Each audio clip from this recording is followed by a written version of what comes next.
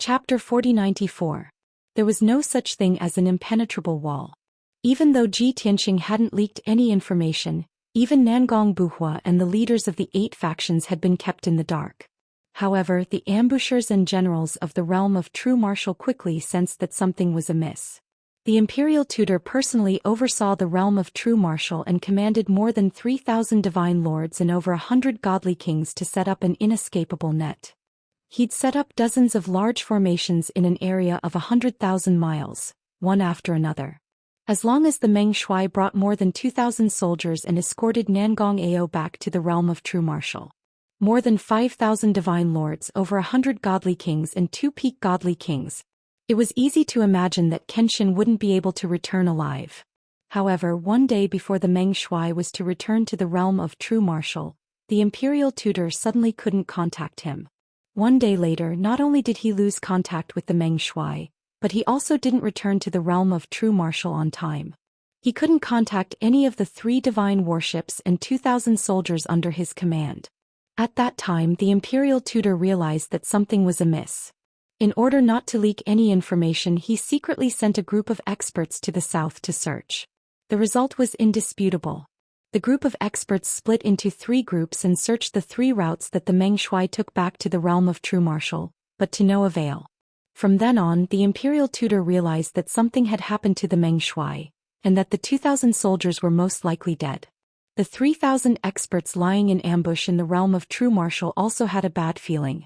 Rumors began to spread in the army and many people secretly discussed it.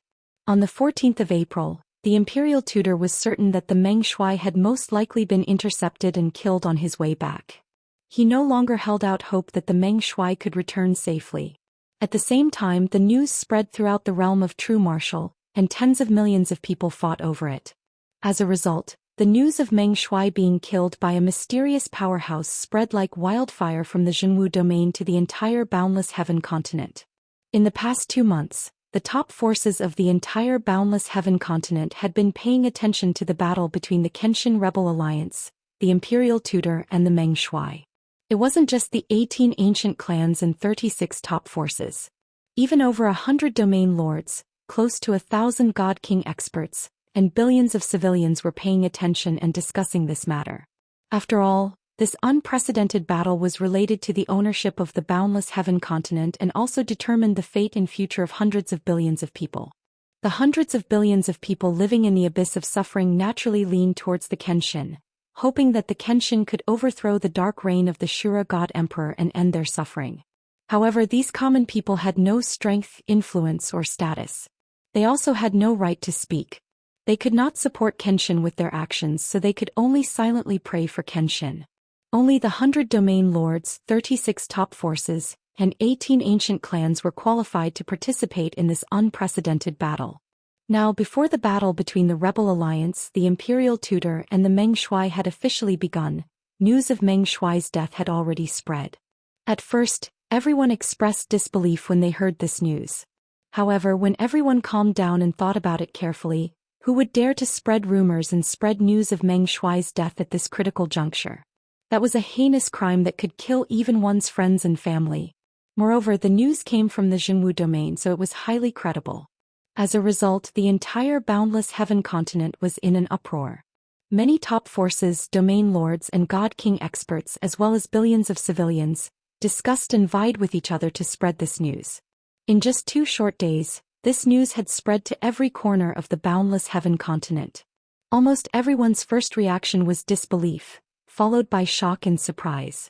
As long as one was not a fool, one could guess that in the entire Boundless Heaven continent, who had the courage, speed and strength to kill the Meng Shuai who was protected by more than 2,000 soldiers?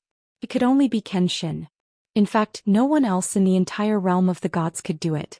Only Kenshin could create such a miracle. Most people did not know the inside story, nor did they know that Kenshin had only left the Yenshu Grotto Heaven a few days ago. It was impossible for him to kill the Meng Shuai so quickly. 95% of the people only knew that the battle between Kenshin, the Imperial Tutor, and the Meng Shuai had already begun. Moreover, in the first round of battle, Kenshin had emerged victorious. He had killed the Meng Shuai and eliminated one of the 2 leaders of the Boundless Heaven continent as soon as he made his move. How shocking and morale-boosting was this? Billions of civilians saw the dawn of hope and were filled with confidence and anticipation for Kenshin. From their point of view, Kenshin had dealt a heavy blow to the imperial tutor and the Meng Shuai from the very beginning. Next, he would be able to easily sweep across the boundless heaven continent and destroy the Azura God Emperor's forces. When the territorial lords, ancient clans and top forces heard the news, they were shocked and in disbelief. Their emotions became even more complicated. They knew the inside story and that Kenshin had only left the Yenshu Grotto heaven a few days ago. At this moment, Kenshin should have just arrived at the domain of True Martial. However, Kenshin did not even go to the domain of True Martial. He had already killed the Meng Shuai a few days ago. This was too bizarre and too horrifying. Could it be that Kenshin had mastered some kind of spatial leap that allowed him to cross half a domain at once? Otherwise, how could he have arrived at the domain of True Martial in such a short time, set up an ambush halfway, and successfully killed the Meng Shuai and more than 2,000 soldiers? Everyone knew that the battle was chaotic. Even if Kenshin had killed the Meng Shuai, some of the 2,000 soldiers would have escaped. In fact, the Meng Shuai and the 2,400 soldiers had disappeared. They might have all been killed. This indicated that the sword god must have utilized a sealing array formation to be able to capture Meng Shuai and the others in one fell swoop. If he had to set up a sealing formation, it would have taken a lot of time. In that case, it was very likely that Kenshin had mastered the technique to cross half a domain in a single step. This made no sense at all. When the top forces and immortal kings analyzed this, they could not help but gasp. Their hearts were filled with fear and shock. Especially the 100 territorial lords and the forces under the Azura God Emperor. They were deeply uneasy and could not suppress the fear in their hearts. Even the Meng Shuai had been easily killed by Kenshin. If Kenshin's rebel alliance attacked them, who could survive? No one could. The forces that had been wavering on the fence felt the most conflicted. On one hand, they marveled at Kenshin's terrifying strength, and on the other, they regretted not making the decision to join the Kenshin rebel alliance sooner. Otherwise, they would be celebrating excitedly and waiting to share the fruits of their victory. Some of the clan leaders and sect masters gathered their elders and protectors to discuss whether they should join the rebel alliance as soon as possible. After all, this was their last chance. When the final battle between the rebel alliance and the imperial tutor began, it would be too late for them to join. Chapter 4095. To be able to become the top clans and forces in the boundless heaven continent, the leaders must have the corresponding shrewdness. There were many things and reasons that everyone was well aware of. If they did not seize the opportunity this time, they would not be able to join the rebel alliance. After all, the 9 forces led by Kenshin were enough to kill the imperial tutor and destroy the Shura God Emperor's forces. What was the use of these forces? If they were in Kenshin's shoes, they would not agree either. Therefore, the leaders and powerhouses of several forces had to make a decision within 2 days. Of course, there were still more than a dozen forces that continued to remain neutral and observe the situation. These people had different ideas. Although they also wanted to overthrow the Shura God Emperor's rule and restore the glory and power of the past. However, they would not participate in the war personally to avoid attracting disaster. They did not side with the Shura God Emperor because they did not want to be lackeys, grovel, and oppose the Kenshin. They did not side with the Kenshin and join the rebel alliance because they did not want to take the risk of starting a war with the Shura God Emperor. Even if they received news that the Kenshin had killed the Meng Shuai, they also knew that the Kenshin was very powerful. However, they knew that even if the Kenshin killed the Meng Shuai and the imperial tutor and took control of the boundless heaven continent, it would only be temporary. As long as the Shura God Emperor was not dead, he would definitely seek revenge on the Kenshin whenever he returned to the boundless heaven continent. When that time came, Kenshin would most likely be killed by the Shura God Emperor. The boundless heaven continent would still be in the hands of the Shura God Emperor. The outcome would not change. If the Kenshin was killed, the forces that joined the rebel alliance would not have a good ending. All in all, these forces that remained neutral and observed the situation wanted to protect themselves. No matter how the situation in the boundless heaven continent changed, they only wanted to protect the foundation that had been passed down for tens of thousands of years. Bai Long drove the deity-slaying warship and sped high in the sky. In another day, the battleship would be able to return to Yenshu's cave. At this moment, a communication jade slip flew from the sky and entered the pilot's cabin. It floated beside the white dragon, shining brightly. White Dragon knew at a glance that this was a message sent to his master by someone else. However, his master was cultivating in the distorted space-time of the Divine Pagoda. The Jade Slip could not enter the Divine Pagoda, so his master could not receive it.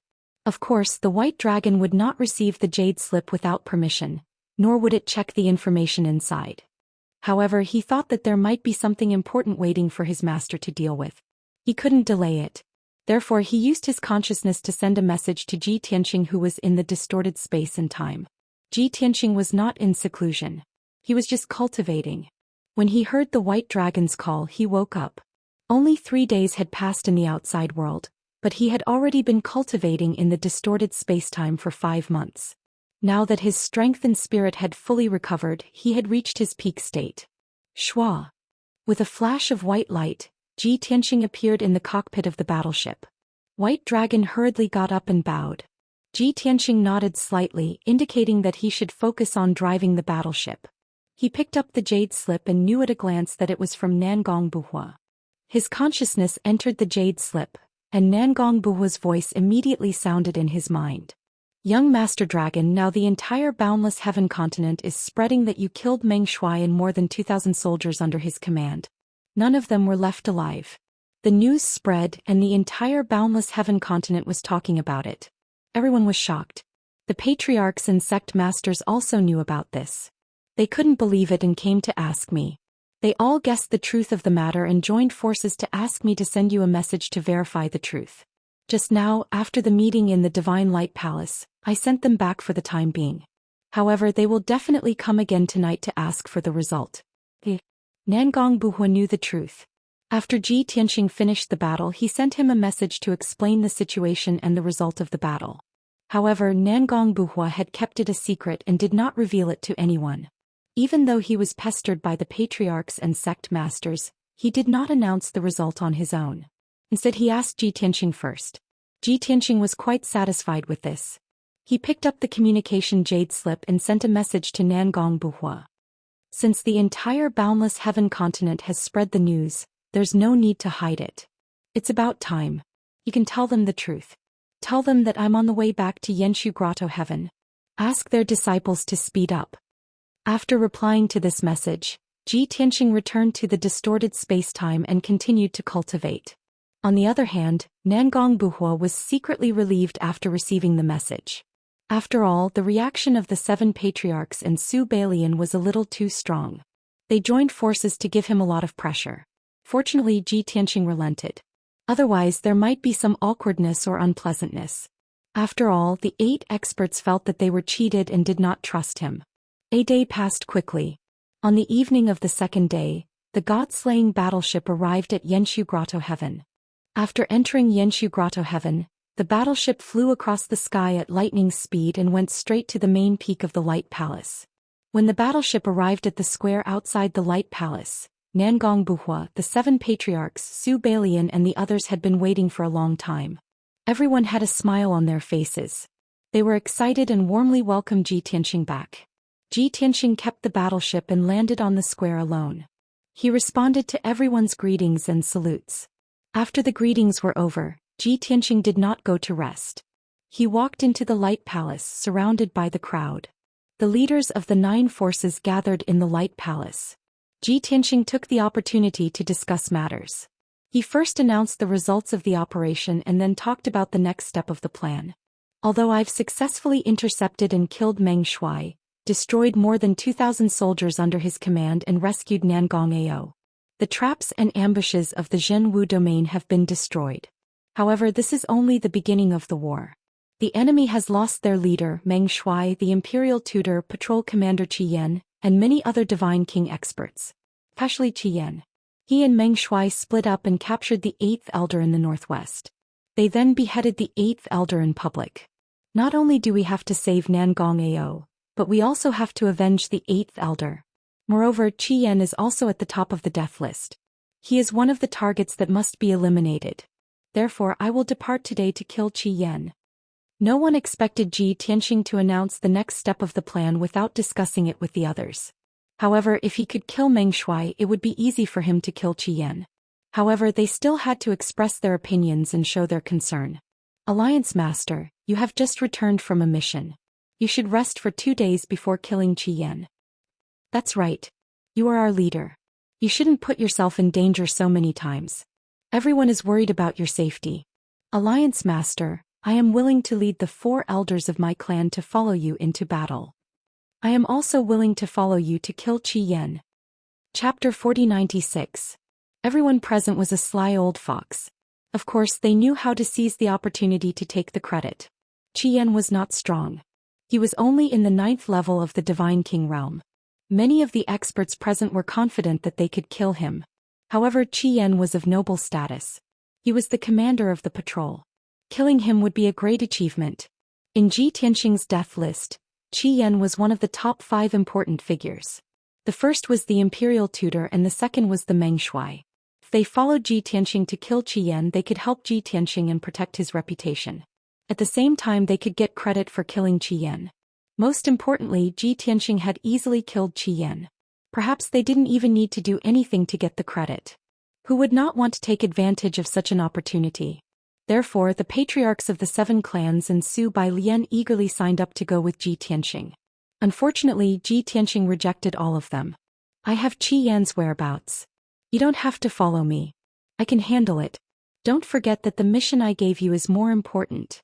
So many days have passed and there are only a few days left before the deadline. When will your disciples arrive? Hearing Ji Tianxing's question, the clan leaders and clan leaders were stunned for a moment. Then they explained with a smile. Don't worry, Alliance Master. Our disciples are rushing at full speed. They will definitely arrive at Yenshu's heavenly abode before the deadline. How could we disobey the Alliance leader's orders? Don't worry, Alliance Master. Our clan will also arrive on time. Our disciples are rushing at full speed. They will arrive in 3 days at the latest. The clan leaders and clan leaders all said that their disciples would arrive on time. Ji Tianxing did not urge them anymore. He said in a dignified tone, "It will take me at least 8 days to kill Qian. The deadline will be up in 5 days and all the members of the Rebel Alliance will be here. When the time comes, you will have to follow the original plan and fight separately.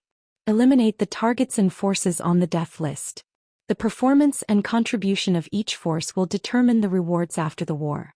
I hope that everyone can fight for the common goal and not for selfish reasons. If you think you can hide it from me, then go ahead and try. Don't say that I didn't warn you." His tone was very cold and the threat in it was self-evident. The faces of all the patriarchs and sect masters stiffened, and a trace of nervousness and shame flashed through their eyes. Although they maintained a smile on the surface and repeatedly said that they did not dare. But in reality, everyone was vigilant in their hearts and hurriedly put away those selfish thoughts. In front of Kenshin, they did not dare to play tricks. Especially since Kenshin had already warned them in public. If they dared to do it again, they would really be cutting themselves off from the Rebel Alliance. At that time, the Kenshin would not welcome them and might even expel them from the Rebel Alliance. They had the mark of the Rebel Alliance and were mortal enemies with the Imperial Tutor. If they offended both sides, they would have nowhere to go and their fates would be miserable. Such a consequence caused every force to be alarmed. Soon the meeting was over. All the patriarchs, sect masters and god kings left the meeting hall. Ji Tianxing stayed in the hall and reminded Nangong Buhua and Nangong Nihuang of many things. When they walked out of the hall, the patriarchs and sect masters were not in a hurry to leave. They went to a secluded area and pretended to take a stroll in the garden, but in reality, they were communicating and discussing what had just happened. Before this, everyone thought that Kenshin did not trust us enough and even hid it from us. Everyone was a little angry and wanted to wait for Kenshin to come back so that we could have a heart-to-heart talk with him. But now, everyone can see that Kenshin did not hide this and even reminded everyone in public. Yes. At this point, I am not afraid of everyone blaming me. Actually, how shrewd is Kenshin? How can he not see that everyone has their own selfish motives? In the past he did not point it out, but this time, since everyone wanted to make things difficult for him, he might as well point it out. So, everyone should settle down and do what they want to do. In that case, Kenshin left everyone some face. Previously we all had our own selfish motives, so he was unwilling to trust us. If after today, everyone is still like before, I'm afraid Kenshin will be very disappointed. So everyone take care of yourselves. Don't have any more unrealistic fantasies.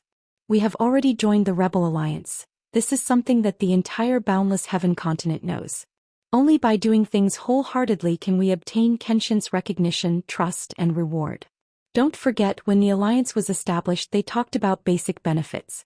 Just now, Kenshin also said that after we succeed in quelling the rebels, he will still reward us according to our contributions. That's right. No matter what everyone thinks, our War God clan will not be a burden anymore. From now on we will earnestly carry out all of Kenshin's orders. Our Jiang clan has never complained about Kenshin and has always followed orders. The Lan clan is also following orders and is most loyal to Kenshin. Everyone, please don't count our Lan clan in. Previously it was you guys who were making a ruckus and wanted to ask for an explanation from Kenshin. Our Phoenix clan did not participate. The 7 clan leaders and Su Balian were all shrewd people. They immediately analyzed the situation and knew what to do from now on. Thus, everyone became righteous and loyal to the Sword God, as if they were not going to wallow in the mire with the rest of the Sword Gods. Thus the 8 factions all had the intention to compete with each other. They all wanted to compete in future missions to see who could make a great contribution and obtain Kenshin's favor. In the Great Light Hall, the door was tightly shut and only Ji Tianxing, Nangong Buhua and Nangong Nihuang were in the hall. Nangong Buhua frowned and said worriedly, "Young Master Long, before you came back the 8 clan leaders and sect leader were still making a ruckus and wanted to ask for an explanation from you. After all, you lied to them before and made them feel that they were not trusted. Just now, you exposed their selfishness in front of everyone and even threatened them. I'm worried." Before he could finish, Ji Tianxing interrupted him and chuckled. "What are you worried about? Are you afraid that they will be disloyal, selfish and not loyal to the Rebel Alliance?" Sigh. Nangong Buhua did not say anything and only sighed in agreement. Nangong Nihuang was also a little worried. They don't want to take the risk and lose their own forces, but they want to gain credit. It's really hard to explain. Young Master, our alliance has just been established, and the trust between us still needs to be built up bit by bit. Don't be too hasty. This father and daughter pair had nothing to say about Ji Tianxing, but they were also worried sick about the Rebel Alliance. Ji Tianxing waved his hand and comforted them. Don't worry, those 8 guys are not fools and naturally know what to do. They have already joined the Rebel Alliance and have no way out. The only way out is to follow my orders and do things honestly and do as much as possible. So your worries are unnecessary. Moreover, I reminded them today because I don't want to punish them after the matter really happens. Chapter 4097. As the saying goes, the ugly things should be said first. Since the Rebel Alliance had just been formed, Ji Tianxing had to bring up the problem before anything awkward or unpleasant happened. This way they could avoid dealing with those factions after the matter really happened, which would make it very difficult for everyone. Most importantly, Ji Tianxing's forces, methods and schemes were all here. Even the Imperial Tutor and the Meng Shuai had suffered greatly in his hands, let alone the other 8 forces. Therefore no one dared to fall out with him and could only obediently follow his orders. After listening to Ji Tianxing's explanation, Nangong Buhua and his daughter heaved a sigh of relief. Since Ji Tianxing was confident that he could defeat those 8 forces, they had nothing to worry about. Then Nangong Buhua continued to report, "Young Master Long, just before you came back I received 4 messages." Ji Tianxing raised his eyebrows and the corners of his mouth curled into a playful smile as he asked, "It's those forces that waver and watch in the dark, right?" Nangong Buhua quickly nodded and said, "Yes. Yesterday the news of the Meng Shuai's assassination spread. Today they eagerly sent a message to express their willingness to join the Rebel Alliance." Nangong Nihuang curled her lips in disdain and said, "These guys are too arrogant. They think they are very smart, but they are actually a bunch of clowns. Now that they saw you easily kill the Meng Shuai and more than 2,000 experts, they finally made up their minds." Since Nangong Buhua had already said what he wanted to say, he did not make any more comments and asked directly, "Young Master Long, how do you think we should deal with this matter? Do you agree or disagree?" Ji Tianxing smiled and said, "When the Rebel Alliance was just formed I already said it. As long as those clans and top forces are willing to help us overthrow the Shura God Emperor, I will not reject them. Of course I have to agree. However, I am not in a hurry to give them an answer. In the next 2 days, there should be a few more forces that have made up their minds and sent messages to request to join us. When the time comes we will deal with them together." Nangong Buhua immediately revealed a fox-like smile as if he understood. He nodded and said, "Okay, let's do as you say. Let's leave them alone first." After hesitating for a moment, he asked again, "Young Master Long, may I ask what kind of treatment do you plan to give those forces if they join the rebel alliance?" Before Ji Tianqing could answer, Nangong Nihuang frowned and said, "They joined later and obviously do not have the determination and sincerity." Ji Tianqing smiled and said, "Of course they don't have the qualifications to talk about conditions, but if you want them to work hard, you still have to promise them certain benefits. How about this? I'll grant them a region of land, limited to their respective regions. If they think the conditions are too." Nangong Buhua said with a playful smile, "Of course. If they want to haggle, then tell them to scram." Being able to get them to join the alliance and obtain a region of land was already good enough. At the very least, they would be able to preserve their foundation after the matter was settled. Those forces that go against us can't even protect their 10,000 years of foundation. Comparing the two, they will be satisfied. Ji Tianqing nodded and said, "Very good, I will leave this matter to you. Also, I have divided the death list into two and will give it to you now. You will lead those forces to deal with the experts and forces on the first list. I will command those 3 forces to deal with the second list." Nangong Buhua nodded and asked, "Nangong Ao and the 8th Elder have not collected enough information, and the death list is only 80% complete. What about the remaining 20%? Do we still need to send people to investigate?" "No need." Ji Tianqing waved his hand and said, "When we fight with the Imperial Tutor, many forces hiding in the dark will jump out. Even if there are some forces hiding very deeply, don't bother about them for now. After we take control of the Boundless Heaven continent, you can slowly investigate and eliminate them. You must know that even if we take control of the Boundless Heaven continent, you will still have many things to do." When Nangong Buhua heard this, not only did he not feel tired, but he also felt flattered and pleasantly surprised. Of course, he understood the meaning behind Ji Tianqing's words. He was clearly saying that after Ji Tianqing took control of the Boundless Heaven continent, he would go to other continents. And as Ji Tianqing's spokesperson, he would take control of the Boundless Heaven continent. What kind of glory and power was this?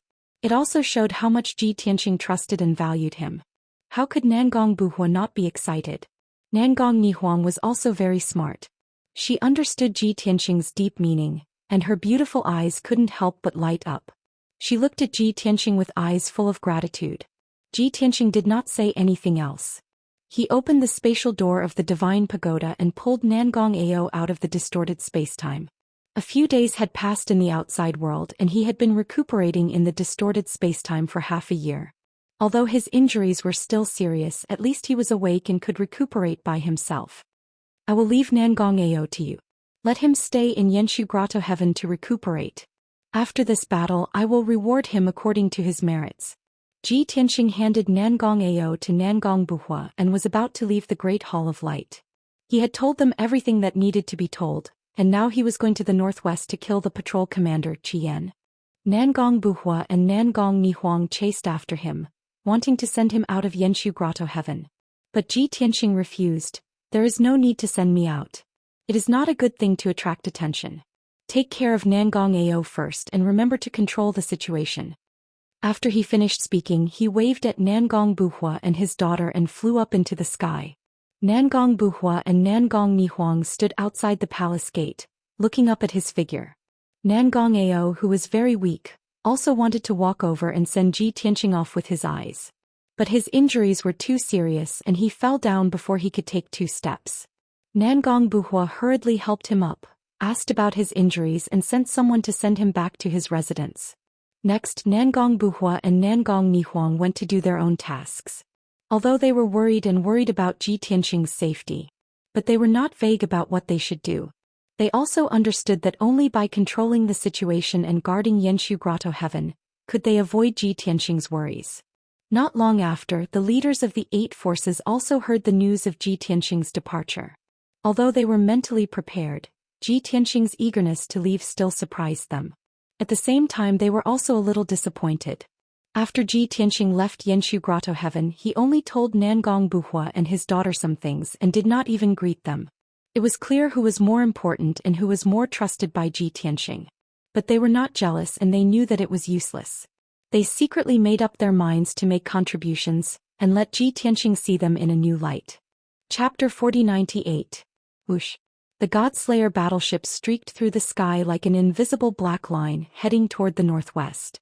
Inside the battleship, White Dragon was piloting the ship. Ji Tianqing had already entered the distorted spacetime of the Jiutian 10 Absolutes Pagoda to cultivate. Sai Master was born to be busy. He's been constantly on the move all his life without a moment's rest. Seeing his master so busy, White Dragon sighed emotionally. But he also knew that from the moment his master began his revenge mission, he was destined to be on the move and kill. Only when the 5 god emperors were killed would his work end and he would be able to enjoy a long period of peace. He didn't feel tired, but he didn't want to see his master so tired. But he was too weak. Even though he had become a god king, he couldn't help his master much. Now that his master had given him the most important task of piloting the battleship, he could only do his best to fulfill his master's trust. Ji Tianqing was already a peak god king. But he discovered that his strength and cultivation base hadn't reached the limit. There was still room for improvement. As a peak god king, he was at least 10 times stronger than an ordinary peak god king. If he reached the limit, he would be many times stronger than a peak god king. Based on his past experience, he guessed that it would be 99 times. 99 times stronger than a peak god king? Is that still a god king? I'm probably a god emperor now, right? With this thought, Ji Tianqing decided to continue cultivating and increasing his strength so that he could reach the limit as soon as possible.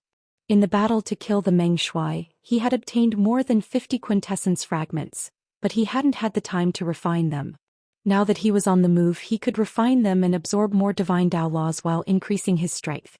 Before he set off, he had already obtained the relevant information. 10 days ago, Qi Yan had led 2,000 soldiers to the rising waters in the northwest, capturing and killing the 8th elder of the Nangong clan. After that incident, Qi Yan and the 2,000 soldiers under his command temporarily stayed in the Water of Breath to rest and reorganize. Moreover, the imperial tutor and the Meng Shuai had given him instructions to carry out his mission there.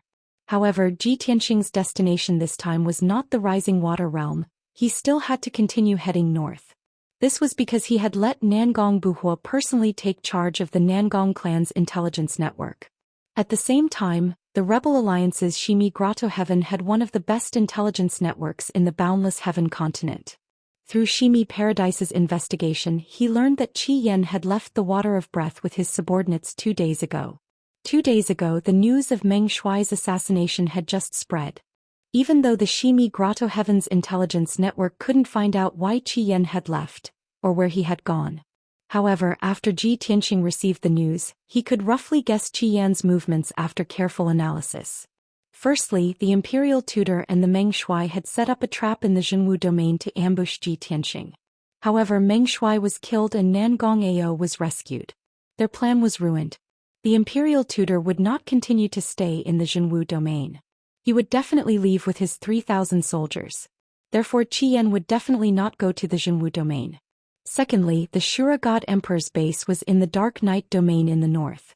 That was the Shura God Emperor's base camp. Usually, the imperial tutor, the Meng Shuai and Qi Yan would guard that place. Now that the Meng Shuai had been killed, the morale of the imperial tutor's troops was unstable. Out of consideration for stability, the imperial tutor would most likely lead his soldiers back to the Dark Night domain to make further plans. Therefore, Ji Tianqing speculated that Qi Yan and his 2,000 soldiers must be on their way to the Dark Night domain.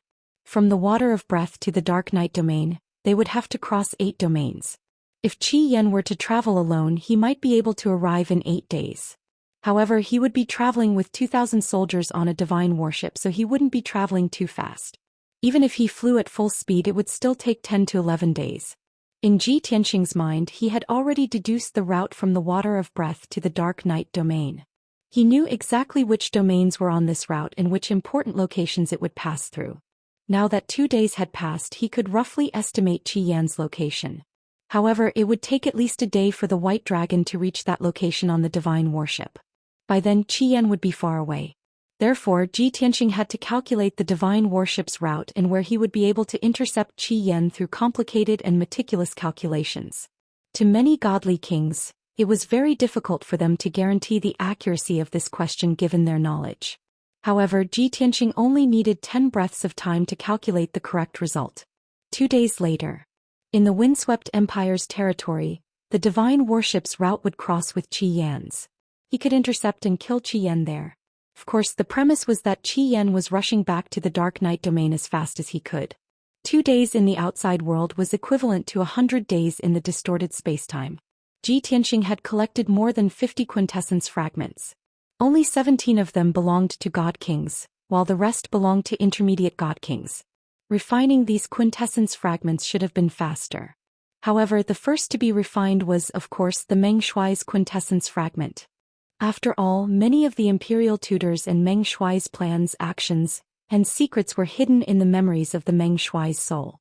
Ji Tianqing spent a month carefully refining the Meng Shuai's memories. As expected, he had obtained countless secrets. Through the memories of the Meng Shuai's soul, he learned many of the Azura God Emperor's secrets. For example, in which year did God Emperor Xiao Luo lead his elite troops and which high-level divine kings left the divine world for the extraterrestrial starry skies? He also knew how many cultivation resources the boundless heaven continent collected every year and transported them to outer space once every 50 years. He also knew the rough route of the people responsible for transporting the resources. Another example was that of the current 18 ancient clans and 36 top forces. 6 of them pretended to be neutral on the surface, but they were secretly the Azura God Emperor's lackeys. There were also 3 superpowers that had been living in seclusion for more than 2,000 years. In fact, they had long since submitted to the Azura God Emperor. There were also many bits and pieces of information and secrets that ran through the timeline of more than 800 years. They clearly showed the Meng Shuai's experiences over the years. After refining the Meng Shuai's quintessence fragment, Ji Tianqing gained a deeper and more thorough understanding of the boundless heaven continent.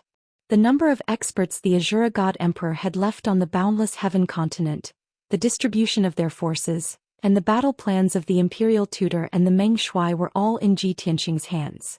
To him, this was an immeasurably valuable gain. It was as valuable as a supreme-grade king-level divine artifact. At the very least, it would allow his rebel alliance to avoid detours and reduce casualties in their future operations against the imperial tutor. They could even gain insight into opportunities. Among the many secrets the Meng Shuai knew, there was one that was particularly important. That was, the Azura God Emperor knew that Kenshin had returned to the God realm and wanted to destroy his forces on the boundless heaven continent. However, the Azura God Emperor did not intend to pay attention to it. That was because the research in outer space had finally reached a critical juncture. Chapter 4099. Ji Tianqing had thought that he'd be able to learn more about the gray mist from the Meng Shuai's memories. He hadn't expected that even the Meng Shuai wouldn't know much about the Azura God Emperor's plans. After all, the Meng Shuai and the imperial tutor had been ordered to guard the boundless heaven continent and hadn't left the God realm for nearly 1,000 years. Somewhat disappointed, Ji Tianqing thought to himself, it seems that I'll have to go to the stars if I want to investigate the gray mist. The Azura God Emperor is extremely secretive about this matter. Even confidants like the imperial tutor and the Meng Shuai haven't divulged any useful information or secrets. After refining the Meng Shuai's quintessence fragment, Ji Tianqing moved on to the other God King's quintessence fragments. Before he knew it, 100 days had passed. In total, he'd refined 10 quintessence fragments and gained 100 new laws of the divine Tao.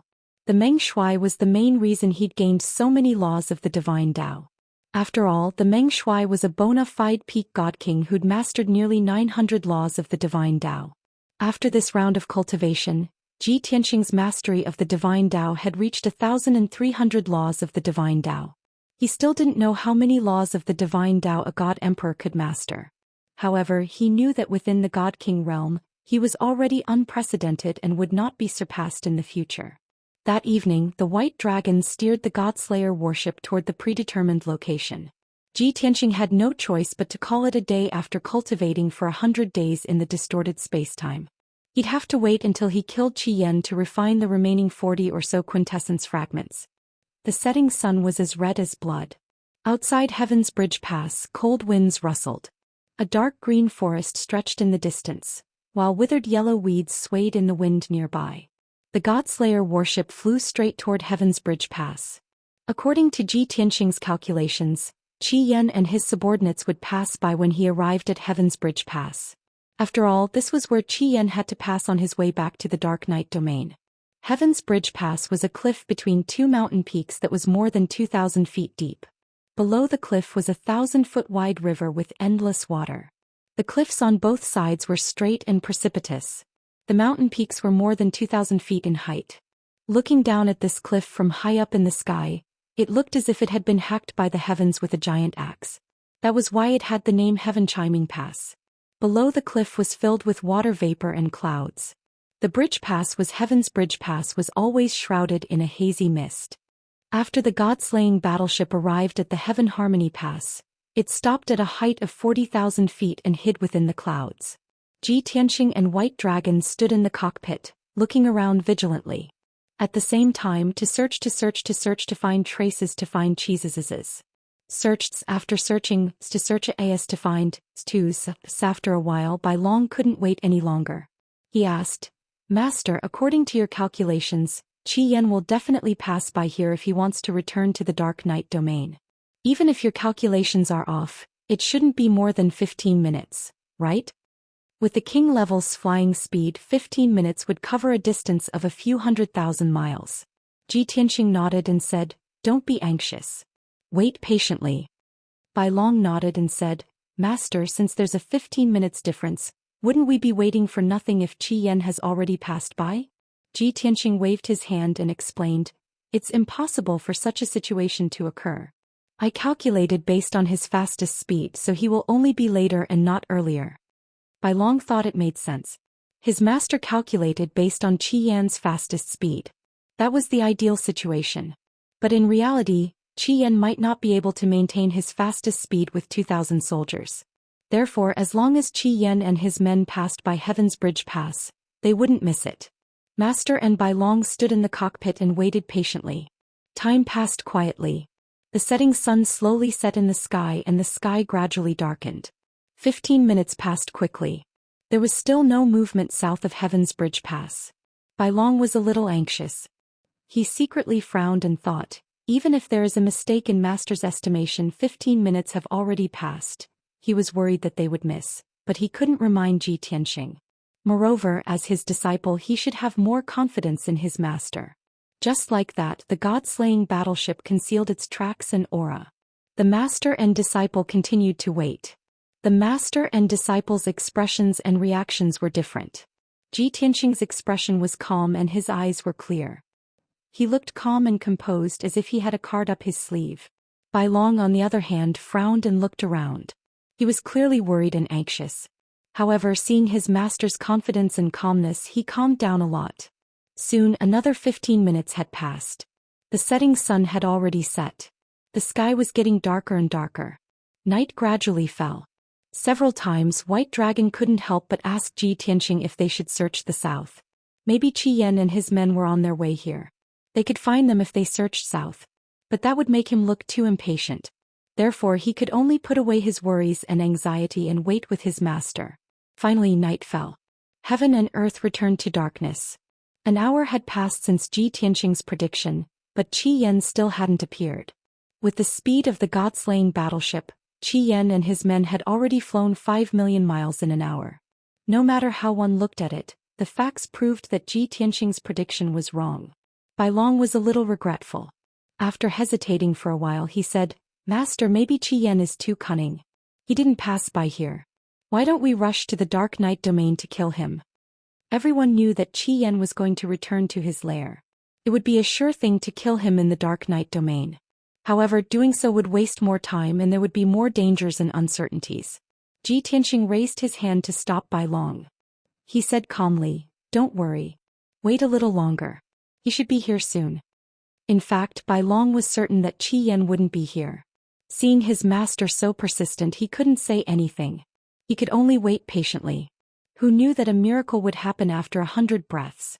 South of Heaven Pass, in the night sky tens of thousands of miles away, 2 spots of light appeared. The 2 spots of light, one in front and one behind, streaked across the night sky like shooting stars. They flew toward Heaven Pass as fast as lightning. Bai Long's divine sense could only scan a radius of 10,000 miles. He could only see the light, but he couldn't see what was in the light. However, Ji Tianxing's divine sense had already seen it clearly. The two spots of light were two god-slaying battleships that were thousands of feet long. Although the god-slaying battleships didn't have anything special about them, and there were no emblems on their bodies. However, for two god-slaying battleships to pass by Heaven Pass at this time, there was no one else other than Qi Yan and his men. Chapter 4100. At first, White Dragon had been filled with disappointment and was about to give up. But he hadn't expected two warships to appear at this time. When he saw the two lights, his first reaction was that his master's prediction was correct. Qi Yan had indeed come. Even though he was an hour later than predicted, Qi Yan had still passed through Heaven's Chimney Pass. White Dragon finally understood why his master had been so calm until now. He'd been certain that Qi Yan would pass through here. A thought flashed through his mind. Could it be that after killing the Meng Shuai, Master refined the memories of the Meng Shuai's soul and learned of the Meng Shuai's battle plan? The Meng Shuai had already ordered Qi Yan to return to the Anya domain? That should be the case. Otherwise, Master wouldn't be so confident. Thinking of this, White Dragon asked, Master, did you refine the memories of the Meng Shuai's soul and learn of their plan? Was that why you were so certain that Qi Yan would pass through here? Ji Tianxing calmly gazed ahead and slowly raised his hands.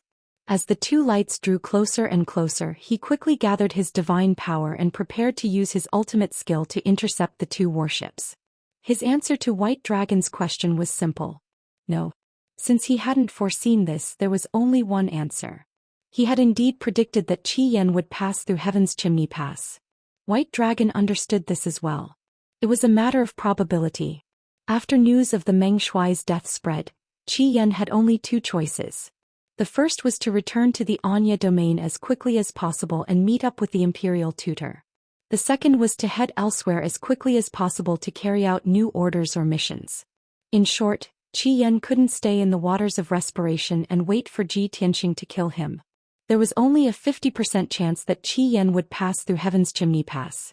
However, Ji Tianxing had analyzed the situation and Qi Yan's and the Imperial Tutor's styles of conduct. He was certain that Qi Yan would choose the safer option, which was to return to the Anya domain. While these thoughts flashed through White Dragon's mind, the two lights had already arrived. It seemed that in another 2 to 3 breaths of time, the two battleships would cross the Sky Chimera Pass and fly towards the north. At this moment, Ji Tianxing finally made his move. Divine Clock, go! With a low shout, he suddenly exerted his strength and summoned the primordial chaos bell. A fist-sized divine clock flew out of the battleship and appeared high up in the sky, instantly expanding billions of times. Buzz! Following a muffled explosion, the primordial bell of primordial chaos expanded to a radius of 10,000 miles.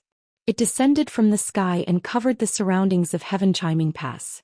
The primordial chaos bell also enveloped the god-slaying battleship and the two black battleships. Under the control of Ji Tianxing, the divine bell once again released a majestic divine power, forming a light wall in the depths of the ground, completely sealing off the space within a radius of 10,000 miles. As a result, the two battleships were unable to escape even if they had wings. The world was already pitch black, so the primordial chaos bell that spanned thousands of miles didn't seem to have any effect on them. The 2,000 experts in the two warships did not notice anything amiss. Only the few god generals piloting the battleships realized that the divine clock had descended from the sky and covered all the light. The few god generals panicked and hurriedly controlled the arrays of the battleships to stop the battleships. In this way, the tragedy of the battleships crashing into the divine clock was avoided. The two battleships stopped in the night sky. The few god generals sounded the alarm and immediately woke up the experts in the battleships. There were more than 1,000 soldiers in each battleship. They were all in their rooms circulating their energy or resting with their eyes closed. Suddenly they heard the urgent alarm. Everyone rushed out of their rooms and gathered in the battleships. These soldiers were all well trained and reacted quickly. In just 10 breaths, all 2,000 of them had gathered. Swoosh! Not only that, the few god generals piloting the battleships also opened the defensive arrays of the battleships. More than 200 cannons popped out and looked around cautiously. Once enemies appeared, they would open fire without hesitation. In fact, Ji Tianxing's speculation was right. The 2,000 well-trained soldiers in the two battleships were Qi Yan's subordinates. At this moment, Qi Yan was sitting in the main hall of the first battleship. He looked dignified as he issued a series of orders. He also spread out his divine consciousness to check the situation outside. Originally, he was a 9th-level Divine King Realm expert. His divine consciousness could cover a radius of 90,000 miles. However, his divine consciousness was blocked by the primordial chaos spell when it reached 10,000 miles. He could not extend it no matter how hard he tried. Qi Yan immediately realized that the divine artifact that sealed them was of a very high grade and powerful divine artifact. Then his divine sense probed into the ground and came into contact with the underground light wall. The light wall was very powerful. Not only could it block his divine consciousness, but it also gave him great pressure. Qi Yan had a few upper king grade divine artifacts. He was well aware of the power of upper king grade divine artifacts. Therefore, he immediately determined that the divine clock that sealed them was most likely a superior king grade divine artifact. Based on Qi Yan's experience, even a peak divine king might not have a superior king grade divine artifact. Originally, when he knew that the Meng Shuai was intercepted by Kenshin, he was deeply afraid and fearful. On the way back to the Anya region, he was constantly on tenterhooks, guarding against Kenshin coming to kill him. The heavenly generals under his command kept persuading him that Kenshin had returned to Yenshu's grotto heaven and would not come to kill him. No matter how much the people analyzed and spoke with certainty, he did not let down his guard and worry. Even though he did not want to lose his dignity in front of his subordinates and appear to be timid and weak. However, he knew that Kenshin could not be judged by common sense. He was best at creating miracles and creating the unthinkable. Just like how Kenshin intercepted and killed the Meng Shuai. That was also impossible in the eyes of ordinary people. However, Kenshin still managed to do it. Just like now, the soldiers thought that Kenshin would not come to kill him. However, who could be sure? Who could guarantee? At least Qi Yan thought that there was a 50% chance that Kenshin would come to kill him. Reality proved that Qi Yan was right. However, he was not happy at all. Instead, his mood became heavier and his expression turned uglier. Kenshin, it must be you. Qi Yan looked sharply at the night sky outside the warship and roared silently in his heart. Only you have the guts and strength to ambush me at Tianqiang Pass. Only you can take out a superior king-grade divine artifact so casually. It seemed to be to verify his guess. Not far away, Ji Tianxing put away the deity-slaying warship that had been in an invisible state and had concealed its aura. Swoosh. He appeared alone in the night sky and stood proudly. His expression was indifferent. With his hands behind his back, he quietly looked at the two divine warships. His cold and sharp gaze seemed to be able to see through the cover of the warship and was directed at Qi Yan in the crowd. Even though he did not speak, there was an invisible murderous aura and power that spread between heaven and earth. Chapter 4101. When Ji Tianxing put away the god-slaying battleship and removed his disguise and invisibility, he appeared in the night sky. The 2,000 soldiers in the two divine warships all noticed him. Everyone's divine consciousness was focused on him. Everyone was sizing him up. When they saw his face clearly, their expressions changed drastically. They were filled with shock and fear. It's Kenshin. Oh my god, it's Kenshin. No wonder he dared to ambush us alone. He's Kenshin. This is impossible. Didn't he return to the Yenshu cave? How could he be here? It's over. It's all over now. We're all dead. There was no doubt that although the 2,000 soldiers had not seen Kenshin with their own eyes, they knew what Kenshin looked like. After all, a month or two ago the Imperial Preceptor and Meng Shuai had given the order to send the appearance of the Sword God to all the soldiers under their command. To the soldiers under the Imperial Tutor and the Meng Shuai, Kenshin was their ultimate target. How could they not recognize him? Before this, except for Qi Yan, no one would have thought that Kenshin would ambush them here. However, when it really happened, everyone was terrified and felt a deep sense of despair. Even if they had an absolute advantage in numbers, 2,000 against one Kenshin. Even if they had 40 divine kings and 2,000 Sir Gods. Facing Kenshin alone, they still felt a chill down their spines. They were in extreme despair. This was Kenshin's reputation. A powerhouse who was trusted and relied on by his teammates and feared by his opponents. Just think about it, the Meng Shuai was so powerful that he led 2,400 soldiers. Weren't they all killed by the Sword God? Not a single one was left alive. Their 2,000 men were no match for the Meng Shuai. Was there any suspense in the outcome? Of course not. While the 2,000 soldiers were filled with fear and despair, their morale had also fallen to the bottom, and their morale was at an all-time low. If it weren't for Qi Yan and the other divine generals, these soldiers would have been defeated long ago. Fortunately, Qi Yan was calm and collected. When he saw that all the officers and soldiers had ashen faces, he shouted coldly, "What are you panicking for? No matter how strong Kenshin was, he was only one person. He's just a peak divine king after all and not the invincible god emperor. What's there to be afraid of?" Qi Yan's deep, dignified voice reverberated throughout the warship. At the same time it was transmitted to another warship. The 2,000 soldiers who were slightly panicked and frightened quieted down a lot, but the fear in their hearts did not decrease. After all, Qi Yan's words didn't have much effect and couldn't change the outcome. Qi Yan continued, "I know you're afraid of the sword god's reputation. But could fear solve the problem? Would he be spared from death just because he was afraid of him? He's already used a supreme-grade king-grade divine clock to seal off an area of 10,000 miles. We have no way out. Even if it's me, it's impossible to escape." Hearing his words, the 2,000 soldiers became even more panicked. Many of their expressions and eyes were filled with fear and despair. They had no morale left at all. If it weren't for military rules and discipline, they would have already scattered and fled for their lives. However, they didn't do so.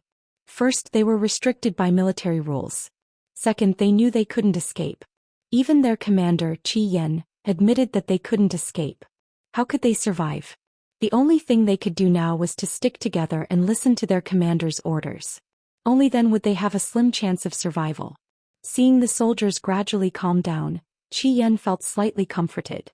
He said earnestly, "I believe everyone understands that we're in a desperate situation. Since we can't escape or hide, fear won't solve the problem. Then we can only fight with our backs to the river and fight to the death. Yes, we're not as strong as Kenshin. 2,000 soldiers are just cannon fodder in front of him. However, we have to work together and treat this battle as the last fight of our lives. Even if we die in battle, we have to die with honor, brilliance, and value. Even if I die here with you, we have to drag the Kenshin down with us. If we can die together, then we'll be the greatest heroes and our names will go down in history." Qi Yan's words ignited the flames of hope in the 2,000 soldiers. Everyone's dim eyes regained their luster. Everyone was convinced by what he said, and all of them were determined to fight to the death, ready to fight one last time. Even if they died in battle, they had to bite off a piece of the Kenshin's flesh. If they could die together with the Kenshin, it would be worth it even if they died. Their names would definitely spread throughout the world and bring honor to their ancestors. As a result, the soldiers who had been listless and demoralized a moment ago became energetic and high-spirited again. If one observed carefully, they would realize that it wasn't the high morale of being invincible and full of confidence. Instead, it was the determination and heroism of being willing to die for justice. Qi Yan saw this and was very gratified. He quickly ordered, "All soldiers listen to my orders. Other than the soldiers guarding the warships, everyone else will follow me and form the 6 directions battle formation. Surround the Kenshin and fight to the death with him. Soldiers operating the warships must go all out and look for any opportunity to bombard the Kenshin." After giving the order, he led 10 of his personal guards and flew out of the warships first. Then more than 1,900 soldiers flew out of the warships one after another and formed a battle formation in the night sky. The 80 soldiers guarding the warships immediately controlled the 2 warships and adjusted their direction to attack Ji Tianxing from the left and right. However, Ji Tianxing wouldn't give them a chance and wouldn't waste too much time making them form a battle formation. He didn't greet them and didn't waste any time. He attacked directly. Rain of swords. In order to end the battle as quickly as possible, he used a large-scale destructive skill right from the start. He used all of his power and pointed his swords at the sky. His entire body released an invisible aura. At this moment, it was as if the heavens and earth were under his control. Even the thousands of stars in the outer space were under his control. Suddenly, countless stars appeared in the sky and poured down like a meteor shower. However, the night sky was blocked by the primordial chaos spell, so no one could see it. Qi Yan and his soldiers only saw Ji Tianxing raise his hand to cast a spell, but they didn't know what was going on. Of course, they didn't care about this detail. They were busy forming a battle formation.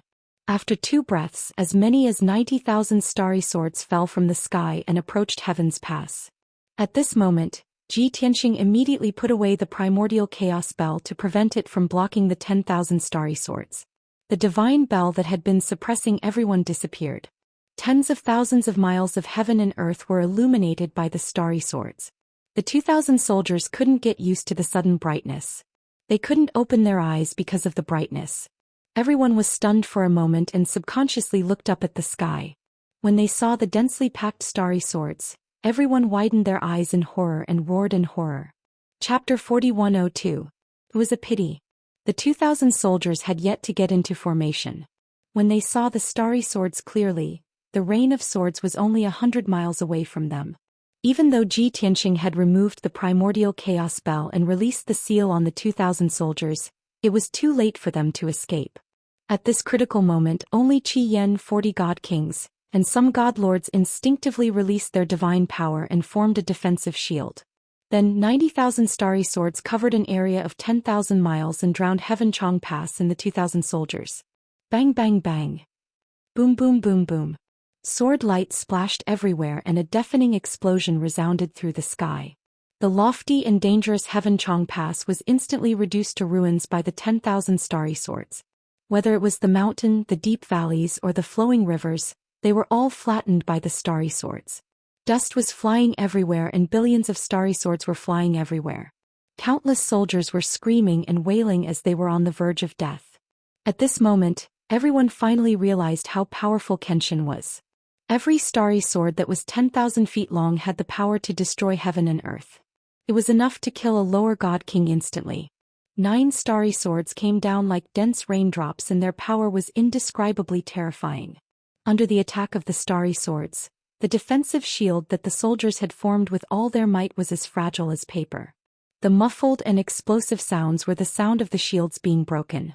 Most of the starry swords that flew everywhere were the fragments of the shields after they were broken. In just one breath, over 1,000 god lords were killed by the starry swords. They died without a complete corpse. More than 10 unlucky god kings were also killed by the starry swords. Not even their bones were left. Hundreds of god lords were lucky enough to survive, but they were severely injured and unable to fight anymore. Only Qi Yan and a few upper god kings were protected by king-grade high-grade divine artifacts and barely managed to block the attack of the 10,000 starry swords. They were not injured. The rest of the people were either lightly or heavily injured. Even the 2 warships that were glittering and ready to fire at Ji Tianxing were blown into smithereens by the giant swords and scattered in the ruins. The morale that the soldiers had accumulated with great difficulty was immediately extinguished by the rain of swords. The surviving soldiers looked at the wreckage around them and the tragic scene of flesh and blood flying in the air. They were all horrified and frightened. They no longer had the slightest bit of fighting spirit, and their minds were in a mess as they fled in all directions with all their might. However, the effect and power of the rain of swords was far more than just a single attack. After falling to the ground, tens of thousands of starry swords were shattered. However, there were still 80,000 starry swords flying back and forth in the sky, forming a huge sword net. Swish, swish. The sword light shuttled back and forth, and everything within a radius of 10,000 miles was a world of starlight. This terrifying sword net was like a ball of starlight with a radius of 10,000 miles. It illuminated the surrounding 10,000 miles, and it was as bright as the moon. However, its lethality and the terrifying consequences it caused were completely different from that of the moon. The hundreds of injured monarch god experts were instantly sliced into pieces, turning into a rain of blood that filled the sky. Even many mid-level divine kings couldn't withstand the attack of the giant swords. They couldn't last more than 3 breaths before they were cut into pieces. After a long time, the power of the 80,000 starry swords was used up and gradually dissipated. The world returned to peace and the ruins returned to darkness. Only the rain of blood was still falling and the ruins were dyed red. The world was silent. The 20 or so survivors were dumbfounded. Qi Yan was also stunned. 2,000 divine monarchs and a dozen low-level and mid-level divine kings were all dead. Only Qi Yan, 8 high-level divine kings and 14 mid-level divine kings survived by luck. Moreover, only Qi Yan was lightly injured. The others were all heavily injured and they looked very pathetic and miserable. In the rain of blood, Ji Tianxing was still standing in the night sky with his hands behind his back. He didn't take out any weapons. He quietly looked at Qi Yan and the others. He didn't say anything and just slowly walked over. Instantly, Qi Yan and the others trembled in fear and instinctively stepped back. A few mid-level divine kings who were severely injured were so scared that their teeth chattered. Before this, Qi Yan and the other divine kings couldn't understand. Did Kenshin really kill the Meng Shuai and his 2,400 soldiers by himself? It was too unbelievable. Kenshin must have a large number of divine kings helping him. Otherwise he couldn't have done it. Now they finally knew the answer. That's right, Kenshin killed the Meng Shuai and his subordinates by himself. As for how Kenshin did it, they had already seen it with their own eyes. Kenshin, you win. Seeing Ji Tianxing approach step by step, Qi Yan's heart was dead. He was full of despair and he sighed with a dejected expression. More than 20 elders also endured their injuries and stared vigilantly at Ji Tianxing. They slowly stepped back. Ji Tianxing continued to approach. He looked straight at Qi Yan and asked, Qi Yan, do you know why I am here to kill you? Haha. Qi Yan sneered and said, as everyone knows, you sent Nangong Ao and Nangong Qing to lead the Nangong clan's intelligence network to investigate our generals. You are making a death list. As the Inspector Commander, I am one of the top experts in the Boundless Heaven continent. Of course, I am on your death list. From the moment you killed Jin Shuang, I knew that you would come to kill me sooner or later. Ji Tianxing frowned and said coldly, that's only part of the reason. I can wait and kill you when the time comes. But I didn't. I calculated the path you would take to return to the Dark Night domain and killed you here. Think carefully, what other reason could there be? Qi Yan also frowned and asked doubtfully, isn't this reason enough? Other than this reason, I have no enmity with you. I didn't attack you back then. Seeing that he couldn't think of a second reason, Ji Tianxing's eyes became even colder. He answered directly, the second reason is that I want to kill you to avenge the 8th elder Nangong Qing. Qi Yan was even more confused. He said with a startled face, you want to avenge Nangong Qing? But as far as I know, you have no relationship with Nangong Qing. You are such a cold-blooded and heartless person, Kenshin. How can you avenge a stranger? You saved Nangong Ao first and then avenged Nangong Qing. In fact, it was just an act for the Nangong clan and other forces to see, right? You have to let everyone think that you, Kenshin, sympathize with your subordinates and are very loyal. Only then can you buy people's hearts. I didn't expect that the high and mighty Kenshin would play such a childish trick. Knowing that he was going to die, Qi Yan was no longer afraid and mocked Ji Tianxing with disdain. Book Guest House Reading Website. Chapter 4103. The 20 God Kings nodded in agreement with Qi Yan's analysis. Everyone felt that it was reasonable. They were very disdainful and contemptuous of Ji Tianxing, and they all started to mock him. They probably knew that they were going to die, so they felt a sense of relief. They were not afraid at all, so they were very indulgent. Being able to laugh at the sword god once before he died was probably a form of consolation. Ji Tianxing could understand their feelings. He knew that this was their last release before they died, so he was not angry. He looked at Qi Yan and the others indifferently and said calmly, you sinister, despicable and inhumane people are used to seeing other people's lives as nothing. Therefore your way of thinking and thinking only cares about benefits. It's normal for you to think this way and I don't bother to explain. After all, your lives have come to an end. I won't see you again. After saying the last 3 words, he took out the sword of burial of heaven and prepared to send Qi Yan and the others on their way. Qi Yan also gripped his 2 swords tightly and stared at Ji Tianxing with murderous intent. He roared, soldiers, although we are not Kenshin's match, we would rather die standing than live kneeling. Even if we bleed to the last drop of our blood, we will never surrender. Charge with me, kill. After roaring, Qi Yan waved his 2 swords and his entire body exploded with killing intent. The 20 God Kings were affected by his solemn and stirring aura. Even though they were heavily injured, they threw aside their lives and waved their divine weapons recklessly, shouting as they charged toward Ji Tianxing. However, an extremely ironic scene occurred. More than 20 God Kings charged at Ji Tianxing without any regard for their own safety. They solemnly and resolutely charged at Ji Tianxing. Qi Yan, who was shouting the battle cry, stayed where he was and did not move. When everyone charged toward Ji Tianxing and both sides were about to clash, he quickly retreated and teleported away. That's right. He urged the injured God Kings to charge toward Ji Tianxing, hoping that they could hold Ji Tianxing back. As for himself, he had already made up his mind to take the opportunity to escape. Previously, the primordial chaos spell had sealed off a radius of 5,000 miles. He could not escape even if he wanted to. However, it was different now. Tianxia had already put away the divine clock. There were no seals or restrictions around them. If he didn't escape now, when would he? You are indeed sinister and shameless. Tianxia's divine sense had been locked onto Qian the entire time. In fact, he had already guessed that Qian was going to take the opportunity to flee when he heard Qian's solemn, stirring, and heroic roar. The corners of his mouth curled into a contemptuous sneer. He threw out the sword of Burial of Heaven with his right hand and thrust it at Qian. Burial of Heaven had also locked onto Qian's divine soul aura. Like a meteor streaking across the night sky, it chased after Qian. No matter how far Qian ran, he would never be able to shake it off. At the same time, Tianxia took out his divine hammer and swung it at the 20 over divine kings. Kill. I would rather die in battle than surrender. The divine kings roared as they waved their divine weapons and unleashed all kinds of divine abilities. Divine techniques covered the sky and poured down like a torrential flood. They were about to drown Tianxia's figure. However, Tianxia swung his divine hammer and smashed everyone's divine abilities to pieces. Immediately after, he swung his palm and sent out a few sword lights into the crowd. Bam, bam, bam, bam, bam, bam, bam, bam. One divine king after another was cleaved in half by the sword lights. Tianxia was like a torrent of steel. He was unstoppable as he rampaged through the crowd.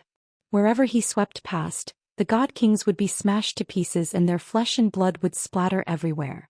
Whether it was the divine hammer's attack, the fists, or the sword lights, they all had the power to destroy heaven and earth. Those divine kings were completely unable to block them. In just 3 short breaths, 80% of the 20 over divine kings were killed. Their divine bodies were smashed into smithereens. Their divine cores also exploded into countless fragments and scattered in the ruins. The few remaining divine kings were scared out of their wits. They hurriedly retreated. One of them was so bloodshot that he actually wanted to self-detonate. He roared hysterically. Kenshin, let's die together. Wait. However, he was pulled back by his comrade just as he was about to self-detonate. It was a white-haired high-level divine king. He was covered in blood and looked miserable. He pointed at the empty night sky behind him and roared furiously. The commander ran away. That bastard Qian told us to charge, but he took the opportunity to escape. The other divine kings finally reacted. They hurriedly looked at the night sky behind them and searched for Qian's figure. Naturally, they couldn't find anything. At this time, Qian had already escaped tens of thousands of kilometers away. Everyone had been deceived by Qian and treated as cannon fodder. They were all filled with grief and despair. Thus, the white-haired divine king took the lead to surrender to Tianxia. He shouted with grief and indignation, Kenshin. Qian is a treacherous, shameless villain. We are ashamed to be associated with him. Tonight we have seen Kenshin for the first time. We deeply admire Kenshin's loyalty. Thus we admit defeat. We only ask that Kenshin spare our lives and give us a chance to turn over a new leaf. Even if we have to be your slaves, we are willing to be your lackeys. The old man's words were righteous, impassioned, and sincere as if they came from the bottom of his heart. The other divine kings were all stunned. They stared at the white-haired divine king, thinking to themselves, when did old Du become so quick-witted? What a beautiful statement. Thus, the divine kings came back to their senses and repeated the white-haired divine king's words. They looked as if they were sincerely remorseful.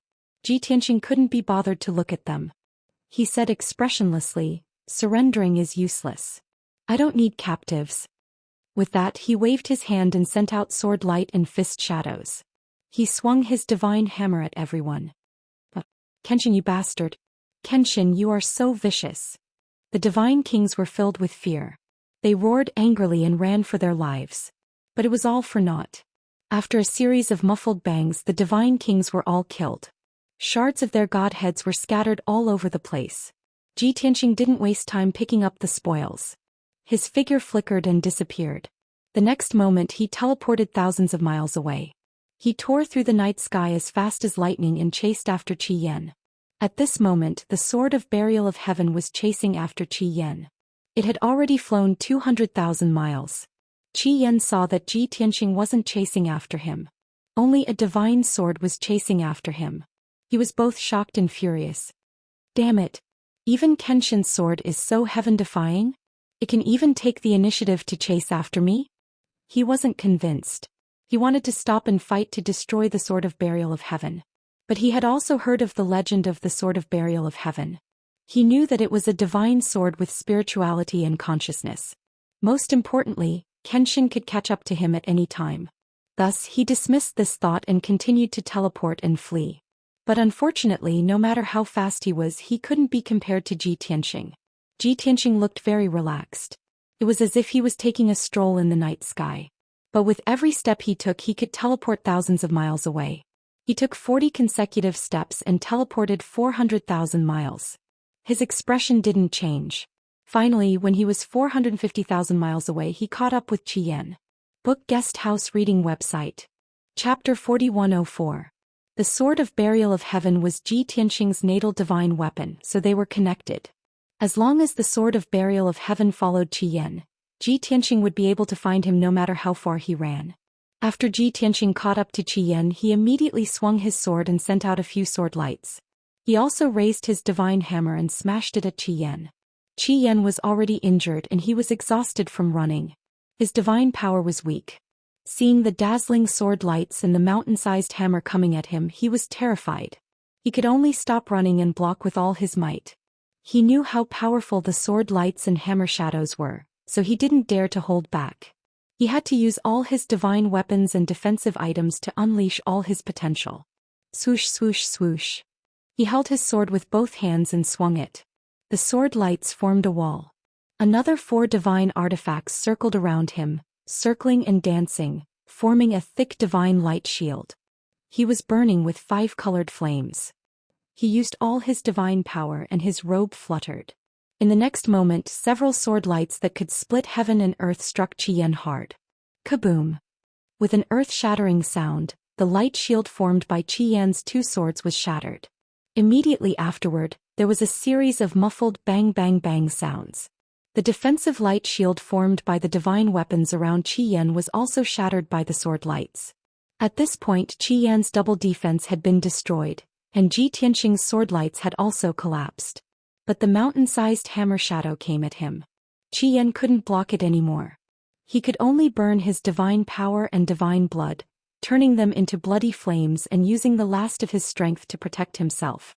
This was a forbidden divine power. Once it was used, it would consume thousands of years of divine power. It couldn't be recovered and it would cause permanent damage to the body.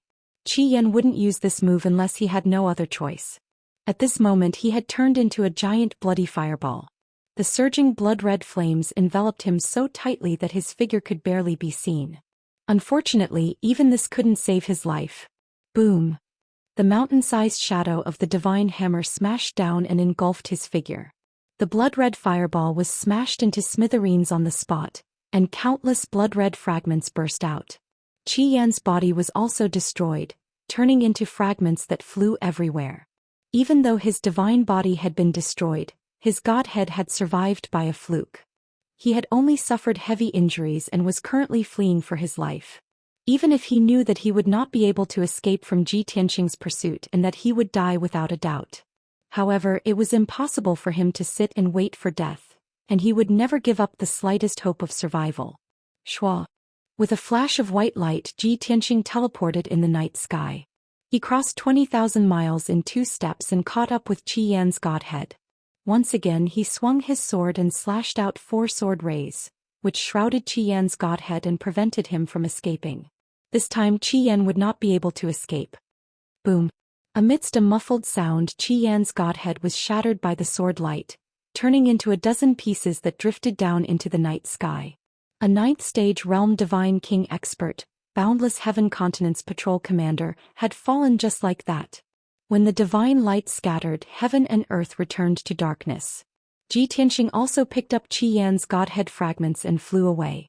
Very soon he returned to the previous battlefield and began to clean up the battlefield and collect the spoils of war. The battlefield with a radius of 10,000 miles had long turned into a mess of ruins. There were pits and cracks everywhere, and the air was still filled with the smell of blood. 2,000 soldiers' broken corpses, weapons and armor fragments, as well as the wreckage of the 2 warships, were scattered in the ruins. Ji Tianxing's divine sense covered a radius of 10,000 miles and accurately collected close to 2,000 interspatial rings, as well as 40 pieces of the Divine King Expert's Godhead fragments. As for everyone's armors and weapons, most of them had been shattered by the sword rain, so there was no need for them. After collecting the spoils of war, Ji Tianxing struck out a powerful force of earth with his palm, reversing the ground within a radius of 10,000 miles. Rumble. After a series of muffled noises, the ground returned to its original level. The traces of the battle, fragments and wreckage were all buried in the depths of the ground. Ji Tianxing then took out the god-slaying warship and let Bai Long drive the warship away. After returning to the warship, Ji Tianxing did not meditate. After all, he was not injured in the battle, nor did he consume too much divine power. He was still in good condition. Bai Long activated the formation of the warship, but did not know where to go. He asked, "Pastor, where are we going next? Back to Yanxu's paradise?" Ji Tianxing waved his hand and said, "We don't have to go back to Yanxu's paradise. Fly south first and I'll ask Nangong Buhua." Bai Long acknowledged his master's order and drove the warship to the south. He knew that his master did not want to return to Yanxu's paradise. It was a waste of time. His master wanted to ask Nangong Buhua if all the disciples of the 8 forces had arrived. After all, half a month's time was almost up. If all the 8 forces had arrived, his master would definitely proceed with the next step. As expected, Ji Tianxing took out the communication jade slip and asked Nangong Buhua about the situation. He also explained that he had killed Zhou Xian. After Nangong Buhua received the message, he was naturally surprised and shocked. He was surprised by Ji Tianxing's strategy and efficiency. Then he replied to Ji Tianxing, saying that all the disciples of the 8 forces had arrived today. Just as Ji Tianxing had stipulated, each force had sent 1,000 people. Among them there were 20 divine kings and 200 upper divine lords. The other 700+ disciples were all middle and lower divine lords. There was no other way. Only those who were above the divine lord realm were qualified to participate in the war at the pinnacle of the boundless heaven continent. Those divine spirits in the heavenly god realm were not even qualified to be cannon fodder. After all, a war of this level was already worthy of being called a war of the gods. A few forces followed Ji Tianxing's rules. However, there were 2 forces that surprised Ji Tianxing. One was the War Gods clan. They had sent 1,200 people. Among them were 30 divine kings and 300 upper divine lords. The other was the Phoenix clan of the divine Phoenix Grotto Heaven. They had sent 1,300 disciples. Among them were 32 divine kings and 350 upper divine lords. This undoubtedly showed that these 2 ancient clans trusted and supported Ji Tianxing more. It was also obvious that they were not afraid of sacrificing themselves. They wanted to make a name for themselves in this war. This was because when the alliance was formed, Ji Tianxing had said that when they achieved hegemony in the future, they would be rewarded according to their contributions. No one knew how Ji Tianxing would reward them. However, they all believed that Ji Tianxing would not be stingy. There would definitely be substantial benefits. It would definitely not be just verbal praise or some insignificant glory. Even if Ji Tianxing did not reward them with substantial benefits, they would still gain Ji Tianxing's trust, regard, and friendship. There was no need to mention the benefits of becoming friends with Kenshin. Chapter 4105. The disciples of the Nangong clan had already gathered and were on standby. Since the disciples of the 8 powerhouses were all present, there was nothing more to be said. Ji Tianxing's next step of the plan could begin. Hence, after Ji Tianxing received Nangong Buhua's report, he immediately sent out a message and gave out an order. Order: Deputy Alliance Leader Nangong Buhua to lead the Lan clan, War God clan, Xia clan, Shimi Cave and Jiang clan to battle immediately. With Yanxu Cave as the boundary, sweep across the regions to the south and eliminate the targets on the death list. Also, make the lords of the regions submit and swear to surrender. Those who do not surrender will be killed without mercy. The first message was sent to Nangong Buhua and also to the 5 ancient clans. The content was clear and the mission was simple too. At the end of the message there was an oath of surrender. It was still 1,000 words long and was an improved version of the Heaven Dao Oath. Ji Tianxing asked Nangong Buhua to lead the 5 ancient clans to the south of Yanshu Cave to eliminate the experts and powerhouses on the death list and force the lords of the regions to surrender. When the alliance was first formed, Nangong Buhua had asked Ji Tianxing if he wanted to kill the lords of the regions. Ji Tianxing had said that if the lords of the regions were sensible, he could spare their lives. After all, his goal was to conquer the entire boundless heaven continent and subdue all the lords of the regions, not to kill all of them. After giving the order to Nangong Buhua, Ji Tianxing took out a communication jade slip and sent a message to the leaders of the Feng clan, 100 Smelting Ancient Sect and Yuchi clan. Set off immediately and sweep across the regions to the north of Yanshu Cave. Eliminate the targets on the death list and make the lords of the regions submit and swear to surrender. Those who do not surrender will be killed without mercy. The message was sent to the 2 ancient clans and 100 Smelting Ancient Sect. After the 2 clan leaders and Su Balian received the order, they did not dare to slack off. From everyone's point of view, the regions to the south of Yanshu Cave did not have any important figures or peak divine kings guarding them. Asking Nangong Buhua to lead the 5 forces to sweep the area seemed like a waste of talent. The area to the north of Yanshu's grotto heaven was even wider. There were many strong cultivators, and the imperial tutor was in charge of the Dark Night region. That was the lair of the Azura God Emperor. In the end, only the Phoenix clan, the 100 Refinements Ancient Sect and the Yuchi clan went. No matter how he looked at it, it seemed like he was overestimating himself and was courting death. However, after Ji Tianxing's order was relayed back to Yanshu's cave, all the forces accepted the order gladly and began to act immediately. No one felt that it was inappropriate, and no one objected to Ji Tianxing's decision. Firstly, the mission given by the Nangong clan and the other 5 forces was very easy, so they naturally wouldn't resist. As for the Phoenix clan, 100 Refinements Ancient Sect and Yuchi clan, they felt that this task was extremely difficult and heavy, but they did not object. Because the person who led them on this mission was Ji Tianxing. In the eyes of Nangong Buhua and the 8 forces, Ji Tianxing was a peerless expert who could fight against millions of division masters. As long as he was around, the imperial tutor, strong cultivators were nothing to fear. When the Phoenix clan, Yuchi clan and 100 Refinements Ancient Sect left Yanshu's grotto heaven, they unanimously decided to make Qingfeng region their first target after a short discussion. Qingfeng region was located in the north of Yanshu's grotto heaven, so it was the closest. Ever since the Kenshin established the rebel alliance, all kinds of news were flying around. The entire boundless heaven continent was abuzz with discussions. All the region masters were restless and everyone was anxious. Only Qingfeng region was peaceful. There were no drastic actions and there were no movements of people or troops. It was even difficult to guess what the region master of Qingfeng region was thinking based on the movements of Qingfeng region. Was he loyal to the Azura God Emperor, or was he leaning towards the Kenshin? No one knew. Therefore, the 3 forces made Qingfeng region their first target. They wanted to get off to a good start and hope for good luck. At least the region master of Qingfeng region was not a loyal supporter of the Azura God Emperor, so he might not resist much. When the 3,000 disciples of the Phoenix clan, Yuchi clan and 100 Refinements Ancient Sect rushed to Qingfeng region, they also sent a message to Ji Tianxing to report the situation. After Ji Tianxing received the news, he immediately sent a message to the Divine Phoenix clan leader. I will be waiting for you at Changshan region in 6 days. After sending the message, Ji Tianxing said to the White Dragon, speed up and head south to Jiohe region. The White Dragon did not have any questions. He immediately steered the god-slaying battleship to speed up to the target. However, no one knew that Ji Tianxing would make such a decision. The 3 forces were going to attack Qingfeng region. He had agreed to meet them at Changshan region in 6 days.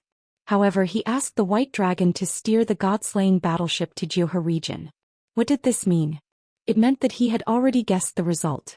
It would not be difficult for the 3 forces to subdue the region master of Qingfeng region. Therefore, he had to subdue the region master of Jiohe region alone in 6 days. He also had to rush to Changshan region. He was saving time by splitting up with the 3 forces and advancing side by side. If the 3 forces were to find out about this, who knew what their reactions would be? 3 days passed in the blink of an eye. The Phoenix Clan, Yuchi Clan and 100 Refinements Ancient Sect each set up a battleship and entered the central region of Qingfeng region. These 3 battleships were all King grade upper grade, and they were equipped with many defensive and offensive formations. They were the fruits of the efforts of the 3 forces. Along the way they did not encounter any danger or ambush. It was a peaceful journey. However, when they entered the central region of Qingfeng region and approached the Qingfeng region master's cave residence, they slowed down and concealed their tracks and auras. At first, the Divine Phoenix Clan leader suggested that they attack the Qingfeng region master's cave residence openly to show the power of the rebel alliance. However, the Yuchi Clan and 100 Refinements Ancient Sect strongly disagreed.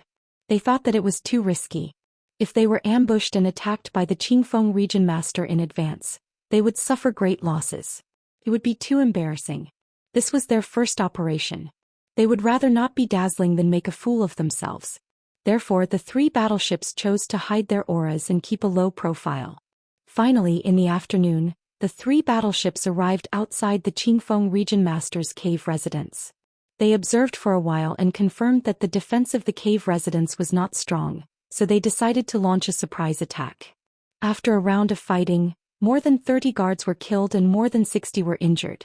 The remaining 100 or so guards covered the 60 or so wounded and retreated into the Immortal's cave. The experts of the 3 forces appeared one after another and forcefully broke the defense array of the cave residence. They rushed in with great momentum. What they did not expect was that when they showed their flags and rushed into the cave residence, they did not encounter any large-scale resistance. They easily killed their way to the core of the cave residence and surrounded the Qingfeng region master's cave residence. They had no choice. He was just a region master and a 7th heaven realm high-level god king. The forces under him were limited. Even if the Qingfeng region master resisted with all his strength, he could not block the attacks of the 3 forces. Chapter 4106. The 3 forces had thought that the territorial lord would put up a symbolic resistance. At the very least, he would lead the soldiers to charge a few times and sacrifice some soldiers to show his loyalty to the Shura god emperor. Then he would choose to surrender, saying that the enemy was too powerful and he couldn't let his soldiers die in vain. That way he could avoid too many casualties and preserve the strength of the territorial lord. At the same time he could win the reputation of caring for his soldiers. Why not? But what the 3 forces didn't expect was, when they arrived at the residence of the precinct lord of Lightwind, the door to the magnificent palace opened. Hundreds of armored guards stood outside the residence, but they all maintained a dignified posture and didn't draw their swords to fight the enemy. When the gate of the palace opened, 2 messenger guards walked out of the main hall and arrived in front of the 3 forces. After bowing respectfully, the 2 messenger guards said that the territorial lord invited the leaders of the 3 forces in for a talk. Such a scene caused the leaders of the 3 forces to be stunned. They were somewhat baffled. They looked at each other and thought to themselves, "What's going on? We're here to attack the territorial lord. Not only did he not resist, but he even opened the door to welcome us? The territorial lord surrendered without a fight? That's too unbelievable. He must be up to something."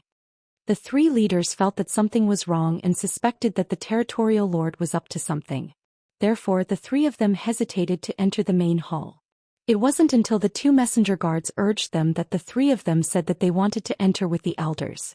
Unexpectedly, the 2 messenger guards had a serious expression and solemn tone as they said that the region lord had instructed that only the 3 leaders were allowed to enter. The 3 leaders were conflicted. They all thought that the territorial lord was up to something. Perhaps the territorial lord had set up a trap in the main hall and was waiting for them to walk into it. In the end, the 2 messengers couldn't stand it any longer and mocked the 3 leaders with a few words. The Divine Phoenix Clan leader, Yuchi Clan leader, and Su Balian were embarrassed and angry. But then they thought about it. They represented the Rebel Alliance and the Kenshin was behind the Rebel Alliance. If that was the case, it would be reasonable for the territorial lord of Lightwind to surrender. As for not allowing others to enter, it was probably because he was afraid of hurting his reputation. Therefore, the 3 leaders put away their bashful attitude and put on a confident and dignified posture as they walked side by side to the main hall. Of course, on the surface they appeared to be very confident and dignified, but in reality the 3 of them were fully alert. If there were any unexpected situations or abnormalities, they would immediately leave the hall. The 3,000 disciples guarding outside the palace would also immediately launch an attack and raze everything within a 10,000-mile radius to the ground. Under such circumstances, the three leaders could not think of any reason why the territorial lord of Qingfeng would not surrender. Unless the territorial lord of Lightwind was a loyal follower of the Shura god emperor, he would rather die with everyone than be humiliated and surrender. However, according to their investigation and the clues they had, the territorial lord of Clearwind was clearly not such a person. Moments later, the three leaders entered the main hall and met with the territorial lord of Qingfeng. In the splendid, brightly lit hall, there was only the realm master of Lightwind and a few of his trusted guards. The atmosphere in the main hall was very cold and cheerless. It was exceptionally quiet. After the two sides met, they greeted each other hypocritically and exchanged a few pleasantries. The territorial lord of Lightwind, who was dressed like a middle-aged scholar, appeared gentle and elegant. After greeting everyone, he also expressed his respect and admiration for the Kenshin. Hearing this, the three leaders' hearts sank back into their stomachs. At least, the territorial lord of Lightwind had made his attitude clear. He was somewhat close to the Kenshin and the Rebel Alliance. Then the territorial lord of Lightwind invited the three leaders to sit down and drink tea. They could discuss things slowly. Now that the three leaders were emboldened, they appeared rather confident and dignified. After all, they represented the face of the Rebel Alliance and the Kenshin. They could not be too weak. They had to appear strong. The Divine Phoenix clan leader said that the purpose of their visit was very simple. Everyone in the world knew, so the territorial lord of Lightwind did not have to pretend to be ignorant. As for sitting down and drinking tea, that was not necessary. After all, they were only here to inform the territorial lord of Lightwind. They just needed a sentence and an answer from the territorial lord of Lightwind. It was quickly settled. Patriarch Yuchi and Su Balian hurriedly agreed. They talked a lot about how the Shura god emperor's rule was dark and cruel, and how he did not care about the lives of the people. Kenshin was the bright light in the dark night, the hope in the midst of despair. Only the Kenshin cared about the world and the survival of hundreds of millions of people. They were willing to take on the responsibility of saving the people. That was why they established the Rebel Alliance. Naturally, the ancient clans and forces would not sit by and do nothing. They were all moved by the Kenshin's magnanimity and joined the Rebel Alliance. Finally, they brought up the main topic and stated their intentions. They hoped that the territorial lord of Lightwind would be able to see the bigger picture and prioritize the lives of the people. They hoped that he would stop being stubborn and helping the Shura god emperor enslave the people. As long as the territorial lord of Lightwind realized his mistake and was willing to submit to the Kenshin and return to the right path, everyone would be gratified. The people would also be grateful for his good deeds. In fact, the three leaders' intentions were very simple. They hoped that the territorial lord of Lightwind would surrender to the Rebel Alliance and not become an enemy of the Kenshin. However, they said it in a more euphemistic way, making it sound hot-blooded, righteous and generous. The territorial lord of Lightwind had already made up his mind. Previously, he had planned to appease the three leaders first. Then he would follow his plan and carefully discuss his surrender step by step. However, the three leaders were so impatient and went straight to the point that he could not refuse. He could only show a conflicted, hesitant and balanced expression. On the one hand, he sincerely expressed that he also cared about the people and did not want to see them suffer. On the other hand, he was, after all, the territorial lord appointed by the Shura god emperor. How could he be so treacherous? In short, the territorial lord of Lightwind revealed that he wanted to submit but was unwilling to betray the Shura god emperor. The three leaders could see clearly that the territorial lord of Lightwind had made up his mind to surrender. It was just that he had not negotiated the terms and expectations. Seeing this, the three leaders did not beat around the bush and directly explained the pros and cons. If the territorial lord of Lightwind surrendered, he did not need to do anything. He only needed to read an oath of surrender. After Kenshin took control of the boundless heaven continent, he would still be the territorial lord of Lightwind. There would be no change. However, if he refused to surrender, there would be no room for negotiation. The Rebel Alliance would definitely kill him and choose another powerhouse to take control of the Qingfeng territory. In any case, there was no shortage of divine king powerhouses on this continent, nor was there a shortage of talents who could take control of a territory. The three leaders' attitudes were very tough. Patriarch Yuchi even took out a divine warship and a jade slip and handed it to the territorial lord of Light Wind. It was either war or surrender.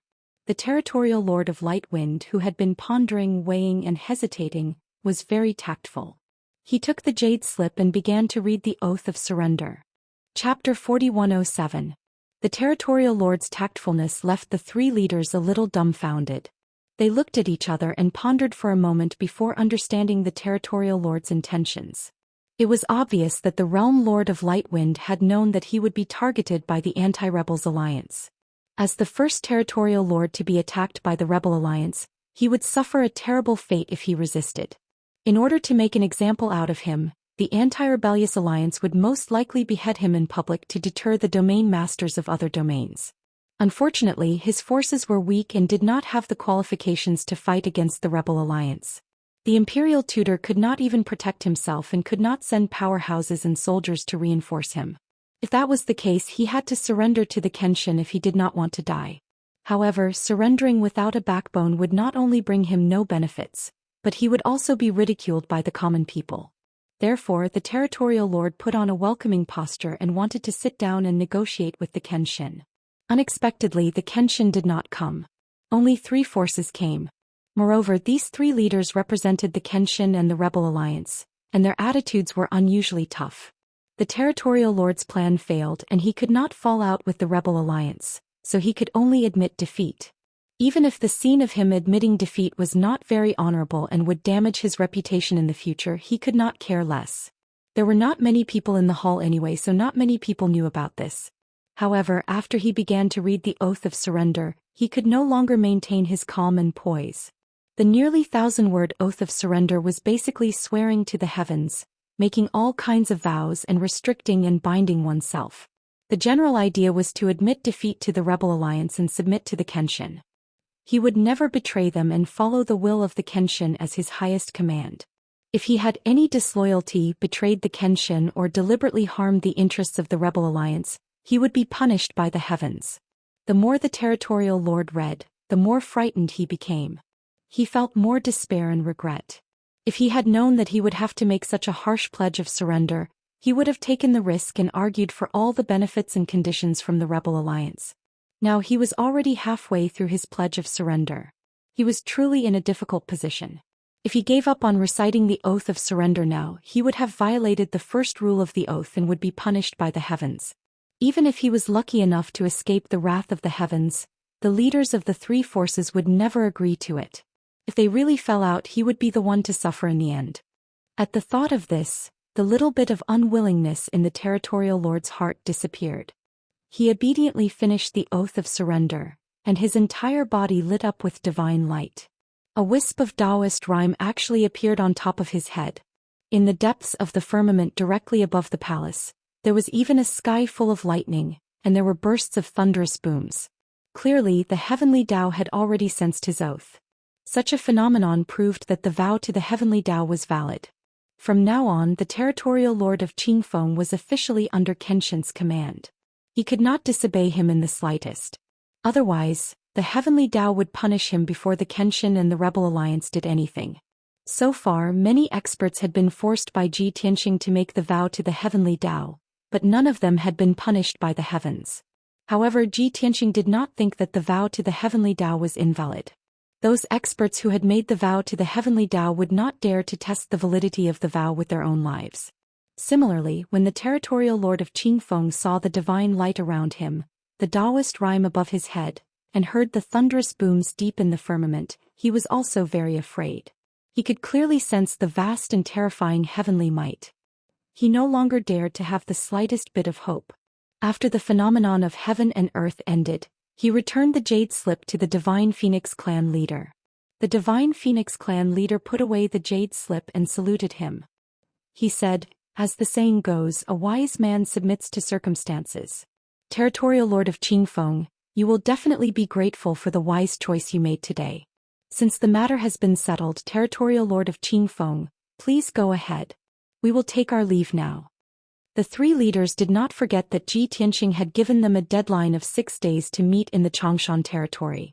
Now that half of the agreed time had passed, they could not delay any longer.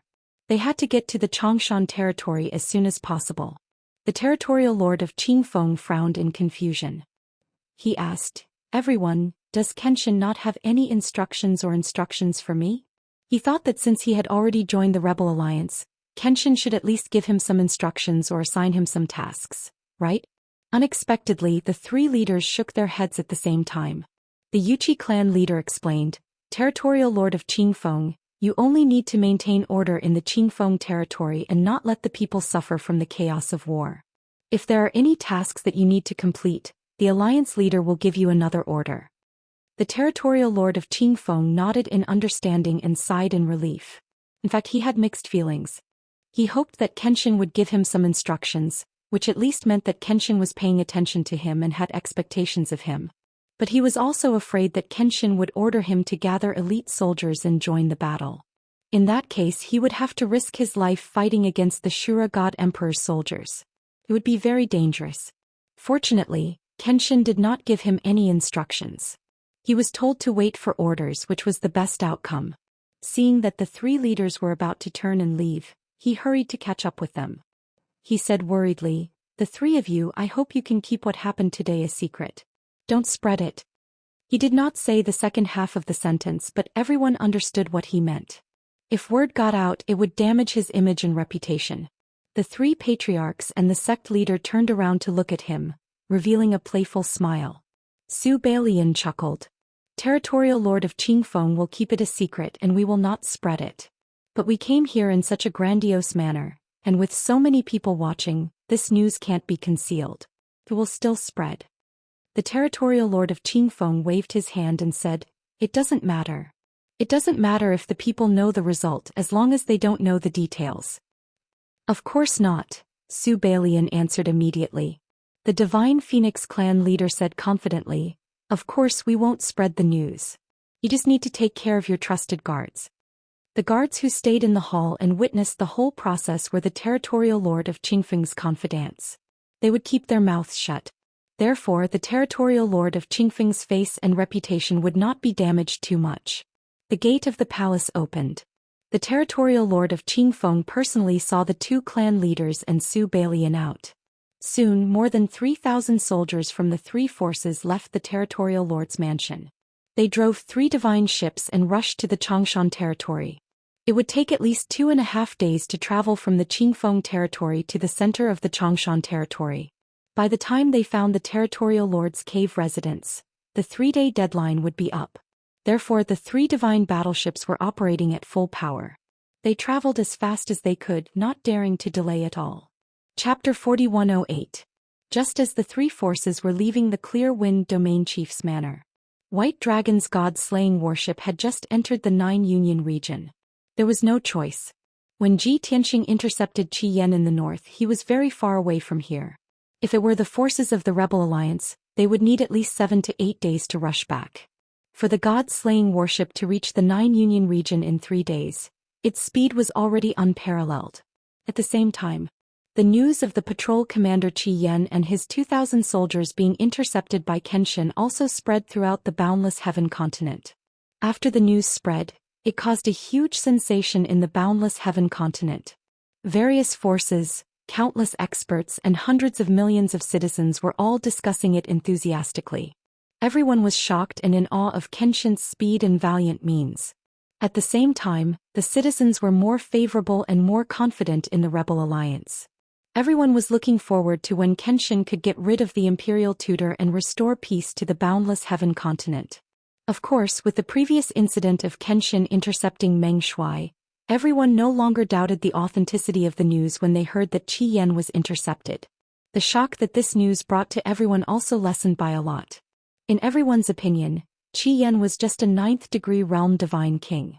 Even the peak divine king Meng Shuai was killed by Kenshin, so Qi Yan's death was only natural. The reason why everyone was discussing this matter was not to praise Kenshin's strength or how powerful he was.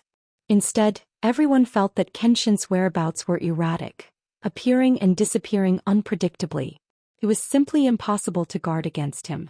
Everyone wanted to know how Kenshin could travel across half of the Boundless Heaven continent in such a short period of time to hunt targets everywhere. Moreover, how did he know the other party's route? Many people speculated that Kenshin must have mastered an extremely profound technique to deduce the heavens and could see the future. There was also a portion of people who thought that Kenshin must have planted a spy under the imperial tutor to find out the inside story. Other than these two widely circulated theories, there were many other guesses. However, the vast majority of people still believed in these two statements. More people were leaning towards the latter. They felt that the Kenshin was extremely shrewd and had long planted spies under the imperial tutor. After this rumor spread, the imperial tutor's soldiers quickly learned about it, causing them to be anxious and suspicious of each other. Even the imperial tutor was suspicious and vigilant when he heard the news. It was late at night again. In the Nine Union region, in an alternate space hidden in the Sea of Clouds. This alternate space with a radius of more than 100,000 miles couldn't be called a blessed place, but a secret realm. Fortunately, the environment in the mystic realm was very beautiful, and the divine power of heaven and earth was also very abundant. Therefore, since thousands of years ago, this place had been built into the abode of powerhouses. For nearly 1,000 years, the Nine-Region Lord had been living here. There were nearly 100 guards guarding the entrance of the cave, and there were also more than 10,000 soldiers and guards, as well as the domain lord's relatives, living inside the cave. In the past few months, even if the Nine Union region was peaceful and there were no official matters to deal with, the Nine Union region lord did not cultivate in isolation. He had been paying attention to the movements of the outside world. Naturally, he knew that the Kenshin had established the rebel alliance, and that Jin Shuang and Meng Shuai had been intercepted and killed. Today he also learned that the patrol commander Qi Yan had been intercepted and killed by the Kenshin. At this time he was still sitting in the study, discussing important military matters with the deputy region lord and two heavenly generals. Under the dim yellow light, his expression was very serious. His brows were knitted together and he seemed to have a lot on his mind and was full of worries. Although the deputy region lord and the two heavenly generals were comforting him and persuading him that the Kenshin had intercepted and killed Commander Qi Yan in the north and had not yet returned to Yenshu's Grotto Heaven, the Nine Union region should be safe. However, the Nine Union region lord's mood was not relaxed at all, and he did not listen to the three's persuasion. Now there are only a few powerhouses left under the God Emperor to guard the boundless heaven continent. The imperial tutor is alone, and the people of the 100 territories are divided. I'm afraid that this time the world is going to be turned upside down. The Nine Union region lord said earnestly, Kenshin has just killed Qi Yan and now he has two choices. The first is to continue to the north and assassinate the imperial tutor. As long as he kills the imperial tutor, the 100 territories will be leaderless, and the rebel alliance will win without a fight. However, the imperial tutor's headquarters in the Dark Night region is surrounded by countless powerhouses, and it will be very difficult to assassinate him. The second choice is to return to Yenshu's Grotto Heaven and lead the rebel alliance's army to conquer the various territories. The deputy region lord and the two heavenly generals heard and said in unison, Kenshin will most likely choose the second option to be safe. The Nine Union region lord nodded and said, That's right. The safest and most honorable way is to lead the rebel alliance to conquer the various territories, and finally encircle and kill the imperial tutor. Therefore we don't have much time left and we have to make a choice as soon as possible. The deputy region lord frowned and said, We reported this to the imperial tutor 10 days ago and asked for reinforcements. However, the imperial tutor's general replied that the various territories are asking for reinforcements, and there is no military force to support us. If the rebel alliance's army comes, we can't stop them with our little power. The Nine Union region lord nodded slightly and said with a serious face, Not only that, I also received a top-secret message today. A few forces of the rebel alliance left Yenshu's Grotto Heaven a few days ago, and they set off in two different directions. What? I thought Kenshin hasn't returned to Yenshu's Grotto Heaven yet? Why did they start earlier? The two heavenly generals were shocked and their faces changed drastically. The Nine Union region lord sneered, With Kenshin's prestige, does he need to return to Yenshu's Grotto Heaven personally to give an order? He just needs to send a message and announce an order. Who dares to disobey? The deputy region lord and the two heavenly generals were silent, and their hearts were heavy. One of the heavenly generals still had hope and said, Even if the rebel alliance's army has started to move, they will start from the nearest few territories, such as Qingfeng territory and Changshan territory. The Rebel Alliance will conquer those two territories first and then attack us, right? This was also the Deputy Region Lord and the other Heavenly General's thoughts, and both of them nodded subconsciously.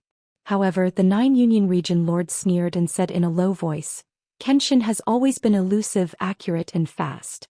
The Rebel Alliance's army set off a few days ago, and I guess Changshan territory and Qingfeng territory have already changed hands? I'm afraid it will be our turn in 2 days at the latest." His tone was so certain that the Deputy Region Lord and the 2 Heavenly Generals could not refute him, and they froze on the spot. What should we do, Region Lord?" The 9 Union Region Lord looked at the 3 of them and said in a serious tone, "Tonight, everyone must come to a consensus and make a choice. Do we surrender or do we fight?" The Deputy Region Lord and the 2 Heavenly Generals looked at each other, and their expressions were somewhat bitter. The Deputy Region Lord smiled bitterly and asked, "Can't we avoid the brunt of the attack and go into hiding for a few years?" The 9 Union Region Lord sneered, "Give the 9 Union Region to Kenshin? Might as well surrender." Chapter 4109. Of course, running away was unrealistic. There were only 2 choices in front of everyone: surrender or resist.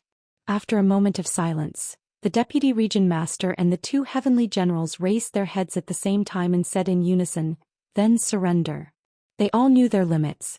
With their strength and manpower, they would be digging their own graves if they really fought the Rebel Alliance's army.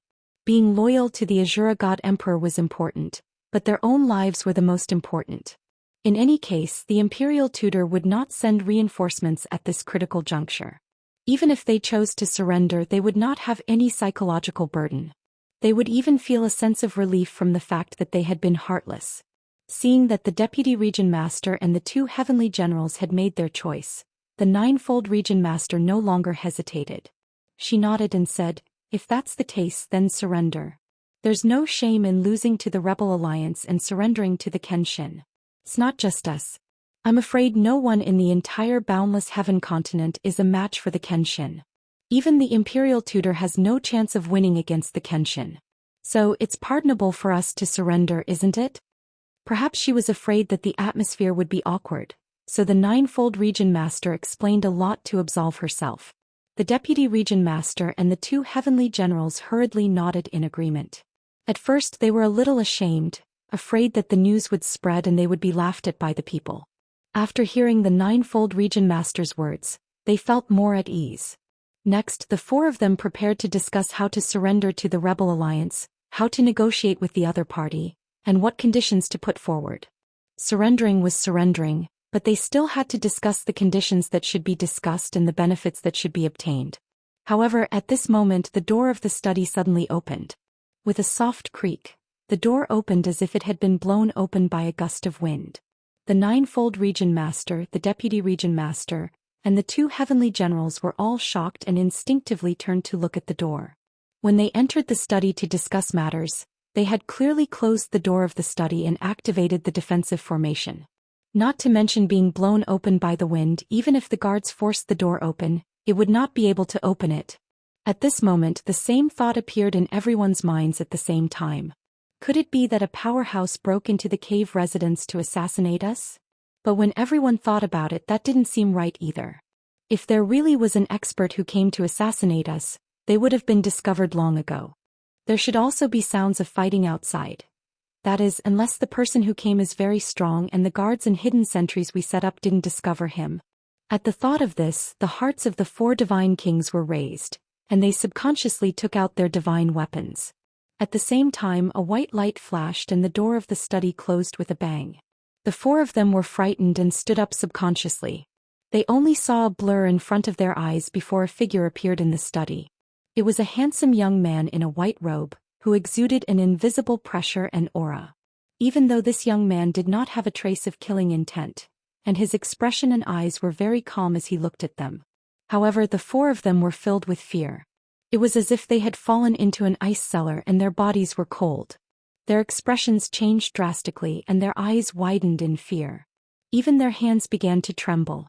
Among the 4 of them, only the Ninefold Region Master was relatively calm. No matter how nervous and frightened he was, at least he didn't lose his composure. Kenshin. After a moment, the four of them calmed down a lot, and the ninefold region master tried to ask. In fact, they had not seen Kenshin with their own eyes, but they had seen Kenshin's portrait and heard many descriptions of Kenshin's appearance. They already had an answer in their hearts.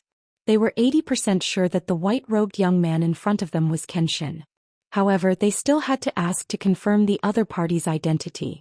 Ji Tianxing did not answer the ninefold region master. Instead, he took out a jade slip and threw it in front of the ninefold region master. He said calmly, "Since you've decided to surrender, then recite the oath of surrender." Seeing his reaction, the ninefold region master and the other three were basically sure that the white-robed young man was Kenshin. At the same time, they also understood that their previous conversation had been heard by Kenshin a long time ago. When they thought of this, the four of them felt even more ashamed and humiliated. Fortunately, other than that sentence, Kenshin did not say anything else, nor did he mock or humiliate them.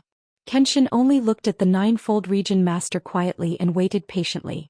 The study was very quiet and the atmosphere was somewhat awkward and depressing. The deputy region master and the two divine generals did not know what to do. They all looked at the ninefold region master and waited for him to make a decision. The ninefold region master looked at the jade slip on the table and hesitated for a moment. However, he did not reach out to take it. He mustered up his courage and looked at Ji Tianxing. He tried to say, "Kenshin, everyone knows that you are very powerful. Naturally, we are no match for you. However, we are the subjects of the Shura God Emperor after all. We cannot surrender to the rebel alliance for no reason. There has to be an explanation." The ninefold region master was still dilly-dallying, thinking about how to phrase it. However, before he could finish speaking, Ji Tianxing interrupted him. Ji Tianxing glanced at him and said coldly, "You want to discuss terms with me?" The ninefold region master was at a loss for words. He did not know how to answer. He also did not expect Kenshin to be so direct. He did not know how to respond. Without waiting for him to answer, Ji Tianxing continued, "You are not qualified to discuss terms with me. There are only two choices in front of you. You can either surrender or die." After saying this, Ji Tianxing released an invisible pressure that enveloped the entire study. Suddenly, the ninefold region master and the others found it difficult to breathe. The circulation of their divine power was also slowed and blocked. A haze of fear covered their hearts. The entire study was sealed off by Ji Tianxing's invisible aura, so they could not call for help. Even if they shouted themselves hoarse, the guards outside the study would not be able to hear them. Moreover, the four of them knew that Kenshin was very powerful. If they desperately called for help, they were afraid that Kenshin would kill them instantly before the guards could come to their rescue. Therefore, the four of them wisely chose to shut up and gave up on the idea of calling for help. After all, they were the most powerful people. It was not realistic to expect the 2,000 to 3,000 divine lords to save them. Looking at the situation before them, Kenshin was certain to defeat them.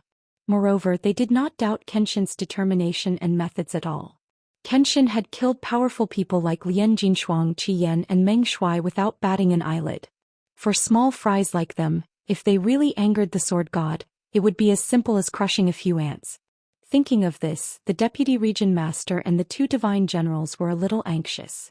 They looked at the ninefold region master and used their eyes to tell him to stop hesitating and digging his own grave. Quickly admit defeat and surrender to Kenshin. It would be good for you, good for me and good for everyone. If we really angered the sword god and casually killed the few of us, then our deaths would be too aggrieved. The ninefold region master saw the meaning in their eyes. His heart was filled with sadness and despair. Helplessly, he held on for less than 10 seconds before bowing his head to Ji Tianxing. "Kenshin, please calm down. I admit defeat and surrender to you." Chapter 41:10. The ninefold region master chose to lower his head, admit defeat and surrender. This meant that he had given up on the illusion of negotiation and abandoned the dignity and reputation of a region master. This was because he understood that the dignity and reputation of a region master were not worth mentioning in the eyes of Kenshin. Moreover, dignity and reputation were insignificant when compared to life. Surviving was the most important thing. He obediently picked up the jade slip and began to recite the oath of surrender in front of Ji Tianxing, the deputy region master and the two heavenly generals. However, his expression and reaction seemed to be a little sullen. After reading the oath of surrender, not only him, but even the deputy region master and the two heavenly generals felt even more sullen. However, the ninefold region master had already destroyed his wishful thinking and decided to surrender. He would not hesitate anymore. No matter how harsh the contents of the oath of surrender were, he could only bite the bullet and continue reading. The deputy region master and the two heavenly generals felt their scalps tingle and chills run down their spines when they heard the series of oaths to the heavens and all kinds of willing to be punished by the heavens. As for the ninefold region master, while feeling humiliated and indignant, he actually had a different thought. He was thinking that the Qingfeng region master and the Changshan region master must have also recited the same oath of surrender not long ago, right? He wondered how those two fellows felt when they recited the oath of surrender. Are you also very shocked, sullen, and unwilling to accept this? When he thought of the two region masters being defeated, the ninefold region master was actually not so sad and indignant. He also felt much better. In a short while he finished reciting the oath of surrender. The deputy region master and the two heavenly generals had just breathed a sigh of relief when they saw the ninefold region master's entire body lit up with five-colored divine light. A wisp of Daoist rhyme appeared above his head. At the same time, in the sky above the study, tens of thousands of lightning bolts lit up, and there was the sound of heavenly thunder. It was obvious that the oath of the heavenly Tao had been established. The ninefold region master could clearly sense that the terrifying heavenly might was enveloping him. It was as if the heavens were watching him all the time. If he dared to have any thoughts of betrayal and violate any of the terms of the oath, he would immediately be punished by the heavens. When this thought flashed through his mind, the ninefold region master shuddered. Although the deputy region master and the two heavenly generals did not understand what was going on, they had a premonition that the matter was very serious. They immediately felt a trace of sympathy for the ninefold region master. A moment later, the phenomenon disappeared. The nine region lord respectfully returned the jade slip to Zhi Tianxing. Since he had already surrendered and pledged his allegiance to Kenshin, he no longer harbored any illusions. He respectfully said, "Kensama, this subordinate has sincerely surrendered. From now on I will be Lord Kenshin's lackey. If there is anything you need, please do not hesitate to tell me." Zhi Tianxing put away the jade slip and said expressionlessly, "Guard the nine union region well and don't let the people suffer the pain of war. In addition, the enslavement of the common people was to be stopped immediately and their freedom restored. If there is anything else, I will send another order to inform you." After that, Zhi Tianxing turned around and pushed open the door of the study, his figure disappearing into the darkness. The nine unity region master and the other three hurriedly walked to the door of the study and respectfully sent Zhi Tianxing off.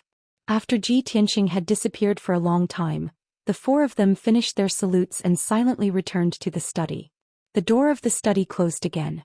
It was also very quiet outside, as if nothing had happened. The four of them were silent for a long time. In order to ease the awkwardness, the deputy region lord said, "I have always heard about how extraordinary Kenshin's demeanor is. After seeing it with my own eyes tonight, the rumors are indeed true." The two heavenly generals hurriedly nodded in agreement and praised, as expected of Kenshin. Not to mention his appearance and temperament, just his pressure and aura alone are superior to that of any god king. In this world, I'm afraid that other than the 5 god emperors, no one can compete with Kenshin. For insignificant characters like us to be able to see Kenshin in person and come out unscathed, that is also an amazing thing. The deputy region lord and the two heavenly generals desperately flattered Kenshin, calling him the most powerful person below the 5 god emperors. Their purpose was to show that their side's surrender to Kenshin was pardonable and understandable. Not to mention that they had to surrender to Kenshin. Any other god king would not be able to withstand Kenshin's pressure. Therefore, it was only natural for them to admit defeat, surrender, and recite the humiliating oath of surrender. Sure enough, the ninefold region lord's expression eased a lot. He stopped talking about this topic and muttered to himself, "I really didn't expect the sword god's speed to be so fast. I just received news today that he had intercepted and killed Commander Qi Yan in the north. As a result, he came to the ninefold region tonight. Such speed is unparalleled in the world and no one can match him." The deputy region lord and the two heavenly generals hurriedly nodded in agreement. The ninefold region lord continued, "I have thought many times about what to do after meeting Kenshin. I did not expect it to be in such a way. But even admitting defeat and surrendering was done so carelessly. More importantly, Kenshin did not take me seriously at all. He did not even give me any instructions, let alone assign me any tasks. At this point, the ninefold region lord laughed self-deprecatingly. The deputy region lord hurriedly comforted him and said, "Your Excellency, Kenshin's speed shows that he is very busy. Naturally, he would not waste time. Moreover, it is not just you. The Changshan region lord and the Qingfeng region lord must have received the same treatment. If you don't believe me, you can see what they will do in the future." The two heavenly generals also comforted the ninefold region lord and said, "Your Excellency, didn't Kenshin assign you a task?" "That's right.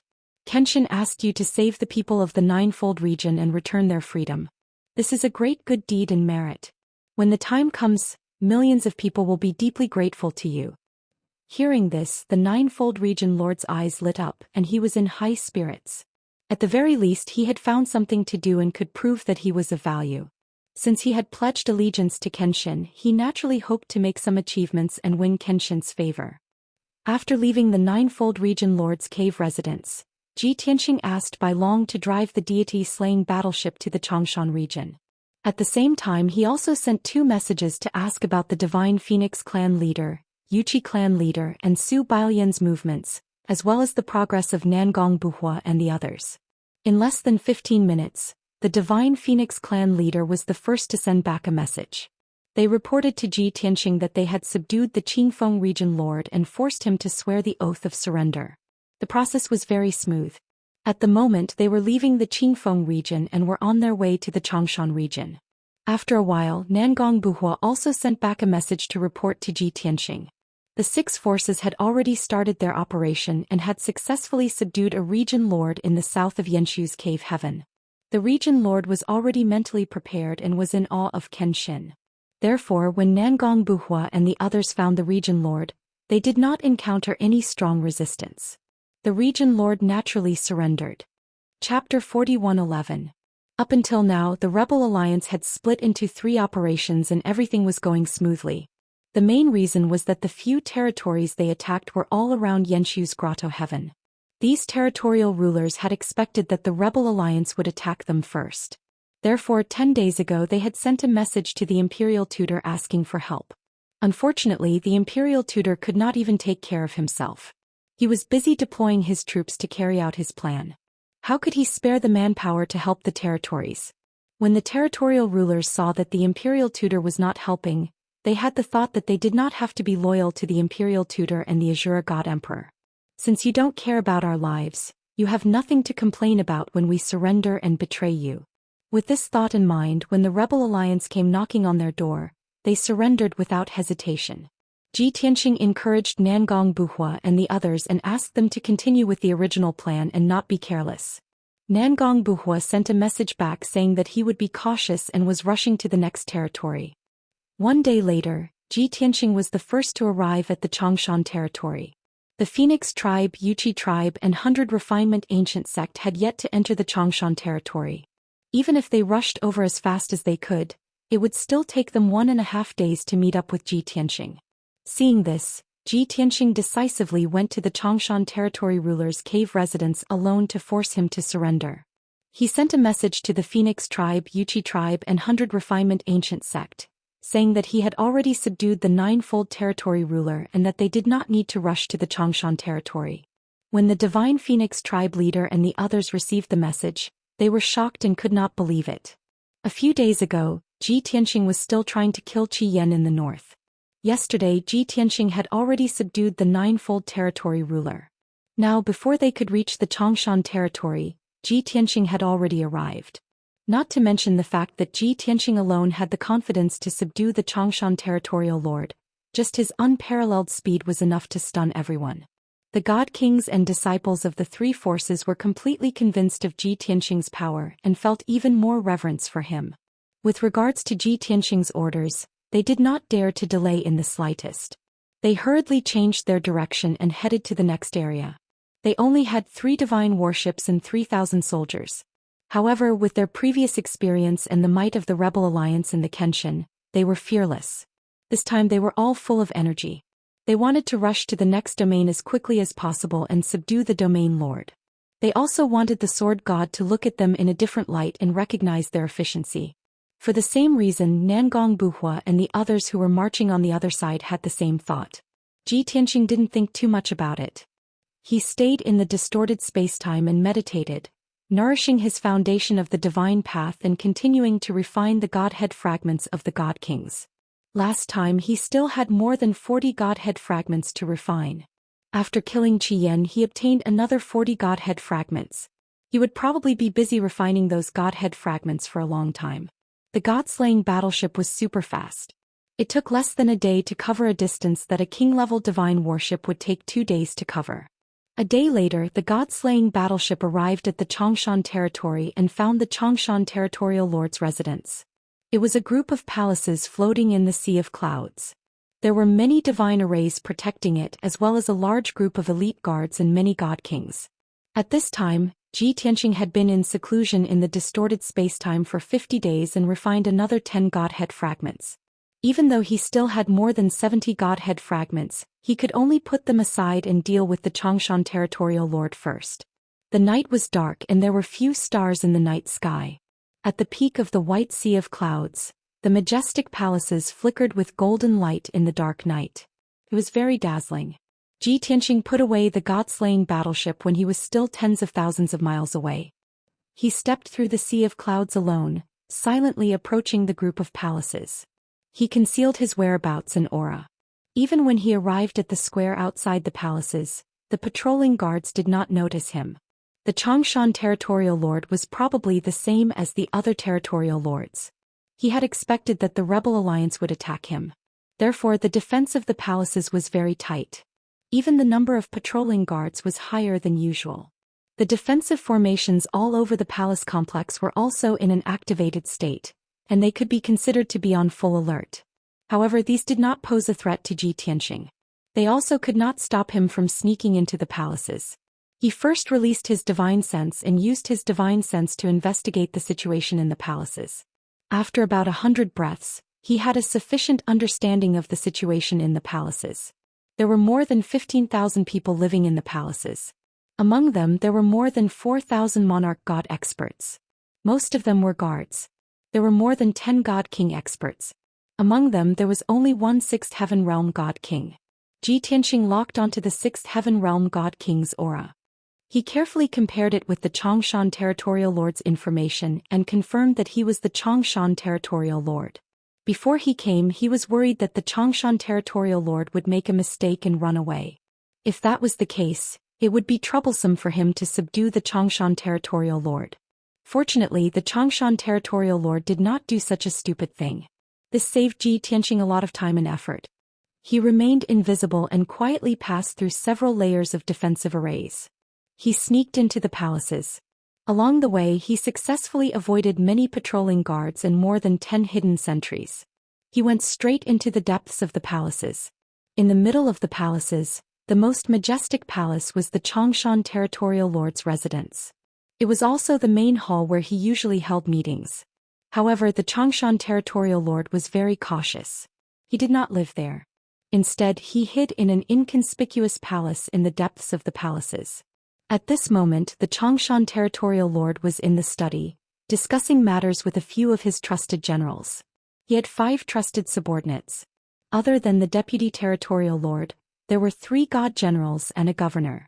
It was not known what they were discussing in low voices. Everyone's expression was very solemn.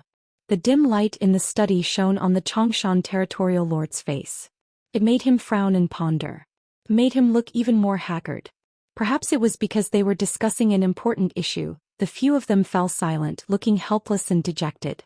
At this moment, Ji Tianxing was like a transparent ghost. He passed through the layers of barriers and hidden sentries and arrived outside the study. He stopped to listen for a moment. When he saw that there was no movement in the study, he knew that the Xianxia territorial lord and the others had not made up their minds. However, he did not want to waste any time. He raised his hand and shot out a few rays of divine light. Swoosh, swoosh, swoosh. In a split second, the 4 guards who were 10 steps away were knocked unconscious by the divine light. Their bodies fell slowly. They were about to hit the ground, making a loud noise. However, before they fell, Ji Tianxing waved his hand and shot out a vast amount of divine power. It formed a light shield with a radius of 1,000 feet and covered the entire palace. Even if the 4 guards fell to the ground and made muffled thuds, it would not alarm the people outside the light shield. However, the Xianxia territorial lord and the others in the study were immediately alarmed. Chapter 41:12. The Xianxia territorial lord and the others were startled when they heard the commotion outside the study and sensed the fluctuation of divine power. Their expressions changed at the same time. Without any hesitation, they drew out their divine weapons and held them in their hands. They then let out a furious roar. "Who's there?" As soon as they roared, they sensed an invisible, majestic divine power sealing off the entire palace. Then they heard the thuds of 4 guards falling to the ground. The few divine kings were all people with abundant experience and immediately realized that there was a powerful enemy attacking. They spread out and occupied every corner of the study. They stared at the door warily. No one opened the door of the study to avoid being attacked by a powerful enemy. They all stared at the door of the study, secretly accumulating their divine power, ready to unleash a thunderous attack at any moment. After 2 short breaths, the door of the study was indeed pushed open. A white figure appeared at the door and stepped into the study calmly. The Xianxia territorial lord and the others immediately focused on the white-robed young man. When the crowd saw his appearance clearly and sensed his divine power, aura and pressure, their expressions changed instantly. They were extremely shocked and terrified. Although they had never seen Kenshin with their own eyes, they knew that the white-robed young man was Kenshin the moment they saw him. They were just discussing how to deal with the Rebel Alliance's upcoming attack, how to face Kenshin and negotiate with Kenshin. They did not expect that Kenshin would come to them before they could come to a conclusion. He came so quickly and so suddenly that they were caught off guard. For a moment, the Xianxia territorial lord and the others were stunned. They stared blankly as Kenshin walked into the study. They did not make a sound or move. It was not until Kenshin walked to the large desk and sat down that the Xianxia territorial lord and the others came back to their senses. They looked at each other and saw the panic and nervousness in each other's eyes as well as deep worry. Xianxia sat down casually. He glanced at everyone indifferently and finally fixed his gaze on the Xianxia territorial lord. "What, aren't you going to say hello to me?" This was unreasonable. He was the one who had barged into the Xianxia territorial lord's residence in the middle of the night, uninvited, and barged into his study. Instead of greeting the other party, he asked the other party to greet him. They had gone too far. But who was he? "He's a Kenshin." The Xianxia domain lord and the others didn't find anything wrong with it, nor did they get angry over it. The main thing was that he did not dare to do so. Cough cough. "No, I am the Xianxia territorial lord. Greetings to Lord Kenshin." The Xianxia territorial governor quickly calmed himself down and tried his best to remain calm. He bowed solemnly. The deputy domain master, 3 divine generals and 1 governor also came to their senses. They hurriedly followed the example of the Xianxia domain master and bowed to Xianxia. Xianxia nodded slightly to express his satisfaction. Without further ado, he took out a jade slip and threw it in front of the Xianxia territorial lord. "Since you are already discussing the matter of surrendering, make a decision now. I'll give you 10 breaths of time. Once you've made up your mind, you can recite the oath of surrender. If you haven't thought it through, then don't think about it anymore." Hearing the last sentence, the Xianxia territorial lord and the others trembled. Fear flashed in their eyes. Although the sword god said it casually, there was no killing intent. But everyone felt a chill down their spines. They felt terrified and helpless from the bottom of their hearts. Because they knew that Kenshin's attitude was so calm because Kenshin had never regarded them as opponents. Everyone was in the same study. If Kenshin wanted to kill them, it would be as easy as lifting a finger. Therefore they only had 2 choices. Either submit or die. The Xianxia territorial lord and the others were never impassioned, hot-blooded men who were brave enough to sacrifice themselves. On the contrary, old foxes like them who had lived for more than 10,000 years, cherished their lives more than anyone else. The 2 choices that Xianxia threw out in fact did not seem like a choice to them. They already had an answer. Naturally, they would choose to admit defeat and surrender to save their lives. However, the Xianxia territorial lord frowned and thought for a moment. He mustered his courage and asked, "Lord Kenshin, we admire your courage to rise in rebellion for the sake of the people of the boundless heaven continent. But after all, I am a subject of the Azure God Emperor. If you don't give me a suitable price, It will be very difficult for me to surrender just like that. Ji Tianqing was slightly surprised. He did not expect the Changshan territorial lord to be so bold and thick-skinned to speak so directly. Without waiting for the Changshan territorial lord to finish speaking, he sneered and said indifferently, "Price? Surrender and you will keep your life. You will still be the Changshan territorial lord in the future. If you don't, you will die immediately. Is that suitable?" As his voice fell, an invisible murderous aura spread throughout the study. Immediately, the Changshan territorial lord, the deputy territorial lord, the 3 divine generals and the governor all shuddered.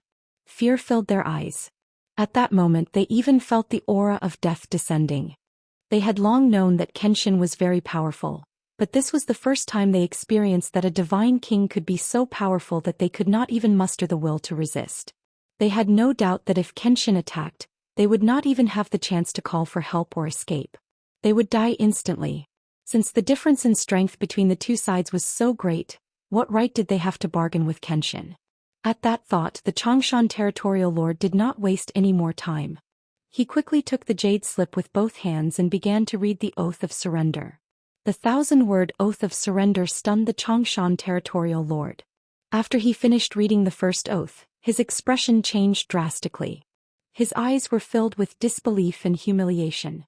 The deputy territorial lord, the 3 divine generals, and the governor also felt that the situation was not right. They all wanted to see the contents of the jade slip to see what the oath of surrender was. Ji Tianqing looked coldly at the Changshan territorial lord. An invisible pressure enveloped him. The Changshan territorial lord could not back down. After swallowing a few times, he could only force himself to continue reading. The result was predictable. As oath after oath appeared, his expression became uglier and uglier. He was sweating profusely. The deputy territorial lord, the 3 divine generals, and the governor were also shocked and aggrieved. Their hearts were filled with unwillingness. In the end, when the Changshan territorial lord finished reading the oath of surrender, his heart was dead. He was filled with despair. His entire body lit up with 5-colored divine light. A wisp of Daoist rhyme appeared above his head. Deep in the sky above the study, muffled thunder rumbled. The oath of the heavenly Tao had been completed. The Changshan territorial lord also sensed the mighty heavenly Tao's might, forming an invisible connection with him. He realized that the heavenly Tao had witnessed those oaths. If he dared to violate any of the oaths, he would be punished by the heavens. In other words, Kenshin did not have to monitor him or pay attention to him. He had to maintain his loyalty to Kenshin because of the heavenly Tao's supervision and deterrence. Such an outcome left only one thought in the Changshan territorial lord's mind. Too vicious, too ruthless. Chapter 41:13. The Changshan territorial lord stood rooted to the ground, a little dazed. Although he had surrendered to Ji Tianqing, he did not flatter him, nor did he ask for Ji Tianqing's instructions. She just stood there like that as if she had nothing left to live for. Ji Tianqing put away the jade slip, glanced at him and said expressionlessly, "Other than being loyal to me, you haven't changed at all. You don't have to look like you're seeking death. From now on, all the people of the Changshan territory will be free and their enslavement will be stopped. Other than that, if I have any tasks for you, I will send you an order." After that, Ji Tianqing got up and left the study, disappearing into the night.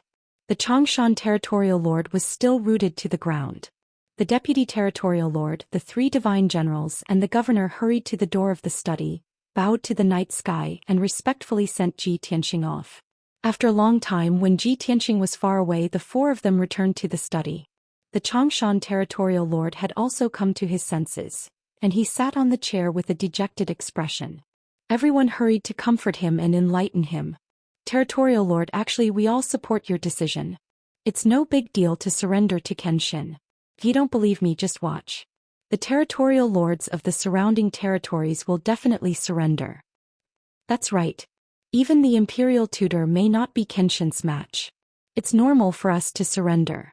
Territorial lord, you chose to surrender for the sake of the people of the Changshan territory. The people will definitely understand you. After hearing everyone's words of comfort, the Changshan territorial lord felt much better. He said in a low voice, "I understand what you're saying. I don't care about these things. I just feel that I haven't reaped any benefits, and I've surrendered in such a muddle-headed manner. It's really sullen. Moreover, I've made so many oaths and I'm still under the supervision of the heavenly Tao. From now on I can only be loyal to Kenshin. There are no other choices or possibilities. If the Sword God's rebellion fails, I can only accompany him in death. It turned out that the reason why the Changshan domain master felt aggrieved and helpless was that he had lost his freedom and choice.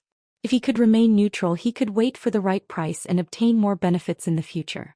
However, due to his vow to the heavenly Tao, he could only be loyal to Kenshin, so there was no possibility of that happening. The deputy region master, the 3 heavenly generals, and the governor looked at each other and tried to comfort him. Since there is no other choice, we can only pray that Kenshin succeeds. That's right. Looking at the current situation, as long as the Azura God Emperor doesn't return, Kenshin sweeping through the entire boundless heaven continent is practically a done deal. The few of them whispered in the study for a while. Not long after, the Changshan domain lord finally untied the knot in his heart and gradually calmed down. Next, he had to pull himself together and carry out the task given to him by Ji Tianxing. Restoring the freedom of all the citizens of the Long Mountain region was a huge project that could not be completed overnight. Ji Tianxing left the residence of the Changshan domain master. Bai Long steered the deity-slaying battleship and flew towards the northeast at lightning speed. He headed towards the next region to meet up with the Divine Phoenix clan leader and the rest. Although Ji Tianxing departed a day later, the distance was still slightly further. However, the speed of the deity-slaying battleship ensured that he and the Divine Phoenix clan leader and the rest would arrive at their destination at the same time. The next morning, the deity-slaying battleship was still on its way. A piece of news that came out of nowhere began to spread around Yenshu's heavenly abode. The rebel alliance led by Kenshin has begun their operation. In just a few days, Qingfeng, Jiuhe, and the other regions have been conquered by the rebel alliance. All the domain masters have surrendered. It was just a simple piece of news, but after it spread, it had an explosive effect and caused a huge sensation. In just a few hours, the news seemed to have grown wings and spread to the surrounding regions. Not only the major forces and empires, but also many citizens were talking about it. With all their previous experiences, the citizens had high hopes for the Kenshin Rebel Alliance. Even when they heard this shocking news, they did not think it was fake. Instead, they believed it to be true. Soon, the news was confirmed in Qingfeng, Jiuhe, and the other regions. After all, those 2 regions were the first to be conquered. The domain masters had followed Ji Tianxing's orders and issued orders to gradually restore the citizens' freedom. For nearly 1,000 years, the citizens had been under the dark rule of the Azura God Emperor. They had been oppressed and enslaved. If the Kenshin had not conquered those few regions, how could the domain masters issue orders to restore the citizens' freedom and stop their oppression and enslavement? After the news was confirmed, it spread even faster. With those few regions as the center, the news quickly spread in all directions. It had the potential to engulf the entire boundless heaven continent. The citizens were in an uproar. They cheered and celebrated the Kenshin and the Rebel Alliance. They treated the Kenshin as their saviors, A day later, more than 40 regions and half of the boundless heaven continent knew about this news. Thus, countless domain masters were in a state of panic. Hundreds of millions of citizens were filled with excitement and anticipation. They looked forward to the arrival of the Rebel Alliance's powerhouses. They also wanted the citizens of Qingfeng, Jiuhe, and the other regions to regain their freedom as soon as possible and no longer be oppressed and enslaved. Of course, when this news spread across half of the continent, the imperial tutor in the Dark Night region in the far north also received the news. The news he received was far more detailed than the rumors outside. Not only did Qingfeng, Jiuhe, and the other regions surrender, but the domain masters also surrendered very straightforwardly. They did not discuss any conditions with the Kenshin and directly surrendered. When he heard this news, the imperial tutor was so angry that his lungs almost exploded. His entire body erupted with soaring killing intent. He really wanted to teleport to Qingfeng, Jiuhe, and the other regions and cut those traitorous domain masters into pieces. Only then could he vent the hatred in his heart. Damn bastards! You are all domain masters personally conferred by His Holiness the God Emperor. If not for His Holiness the God Emperor's support, how could you have such honorable positions? And now you don't want to serve His Holiness the God Emperor and be loyal to the God Emperor. When the Kenshin attacked, you actually surrendered without any backbone. How infuriating! The protectors and generals hurriedly persuaded the imperial tutor to calm down and comforted him for a long time. When the imperial tutor's emotions slowly calmed down, the protectors and generals said worriedly, "Imperial tutor, we can't go on like this. The rebel alliance will split into two groups and attack the various regions, one from the south and one from the north. If the various regions don't unite, no one will be a match for the Kenshin alliance. Imperial tutor, you also know that those domain masters are greedy for life and afraid of death. Their forces are weak and they can't fight against the Kenshin alliance. They can only choose to surrender. Imperial tutor, you have to quickly come up with an idea. We can't let the Kenshin conquer the various regions one by one." Under everyone's urging, the imperial tutor considered for a moment and ordered, "I don't have a good idea. I can only take advantage of this. Immediately issue an edict and summon all the domain masters to the Dark Night region." Chapter 41:14. Everyone knew that it was easy to be defeated one by one if hundreds of area masters were to spread out and guard their own territories. Not to mention the Kenshin, even if a few of the Rebel Alliance's forces went, those area masters would not be able to resist.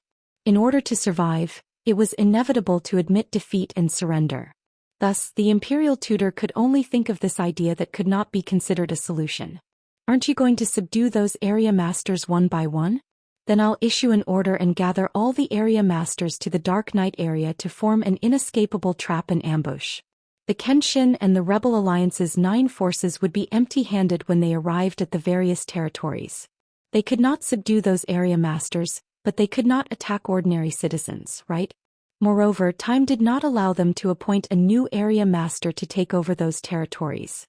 After all, taking charge of a territory was not something that could be done in a short period of time. On the other hand, manpower was also a big problem. If the Rebel Alliance had to send out a group of godly kings and godly lords every time they attacked a territory to occupy a certain territory, then it would not be long before the Rebel Alliance had no one to use. In any case, there were hundreds of territories in the Boundless Heaven continent. Even if the Rebel Alliance occupied 50 territories, the Imperial tutor would not panic. Now the Rebel Alliance had the initiative and attacked everywhere. The Imperial tutor and the 100 area masters could only passively defend. If the Rebel Alliance occupied half of the continent, then the initiative would be handed to the Imperial tutor. He could take the initiative to attack and destroy the Rebel Alliance's forces one by one. In short, the cheap trick he came up with was indeed effective. The protectors and generals thought for a moment and understood the Imperial tutor's intention. They all nodded in agreement. Thus, the 2 protectors quickly drafted an edict and issued it as soon as possible. At the same time, Xianxia boarded the god-slaying battleship and met up with the Divine Phoenix clan leader and the others. At this point, the 9 forces of the Rebel Alliance and Xianxia officially split up and began their journey. Both sides advanced side by side, and they subdued 4 region lords in a short period of a few days with an unstoppable momentum. Wherever they went, they found the domain lords of the various domains and encountered almost no resistance. Those domain lords would usually put up a symbolic resistance, and after a few dozen of their subordinates were killed or injured, they would declare their defeat and surrender. Before surrendering, they had fantasized about negotiating terms with the Rebel Alliance and asking for some benefits. However, the Rebel Alliance's attitude was very unyielding. They directly threw out an oath of surrender and told them to read it. After those domain lords finished their oaths of surrender, they were like frosted eggplants, listless and almost shut themselves up. It couldn't be helped. This was also the first time they had come into contact with this kind of heavenly Tao oath. The content of the oath, which was close to 1,000 words, shocked them. After the oath was made, the phenomenon of heaven and earth, as well as the invisible pressure of the heavenly Tao, caused them to feel fear and terror. These domain lords were somewhat regretful, but there was nothing they could do. They could only accept their fate. The reason why these few domain lords tactfully surrendered was because of the news that spread throughout the entire Boundless Heaven continent during this period of time. Everyone knew that the Rebel Alliance had split into 2 groups, the North and the South, and had begun their attack. The domain lords of the surrounding regions of Yenshu Grotto Heaven heard the news and surrendered, and did not dare to resist. Therefore those few domain lords took the lead.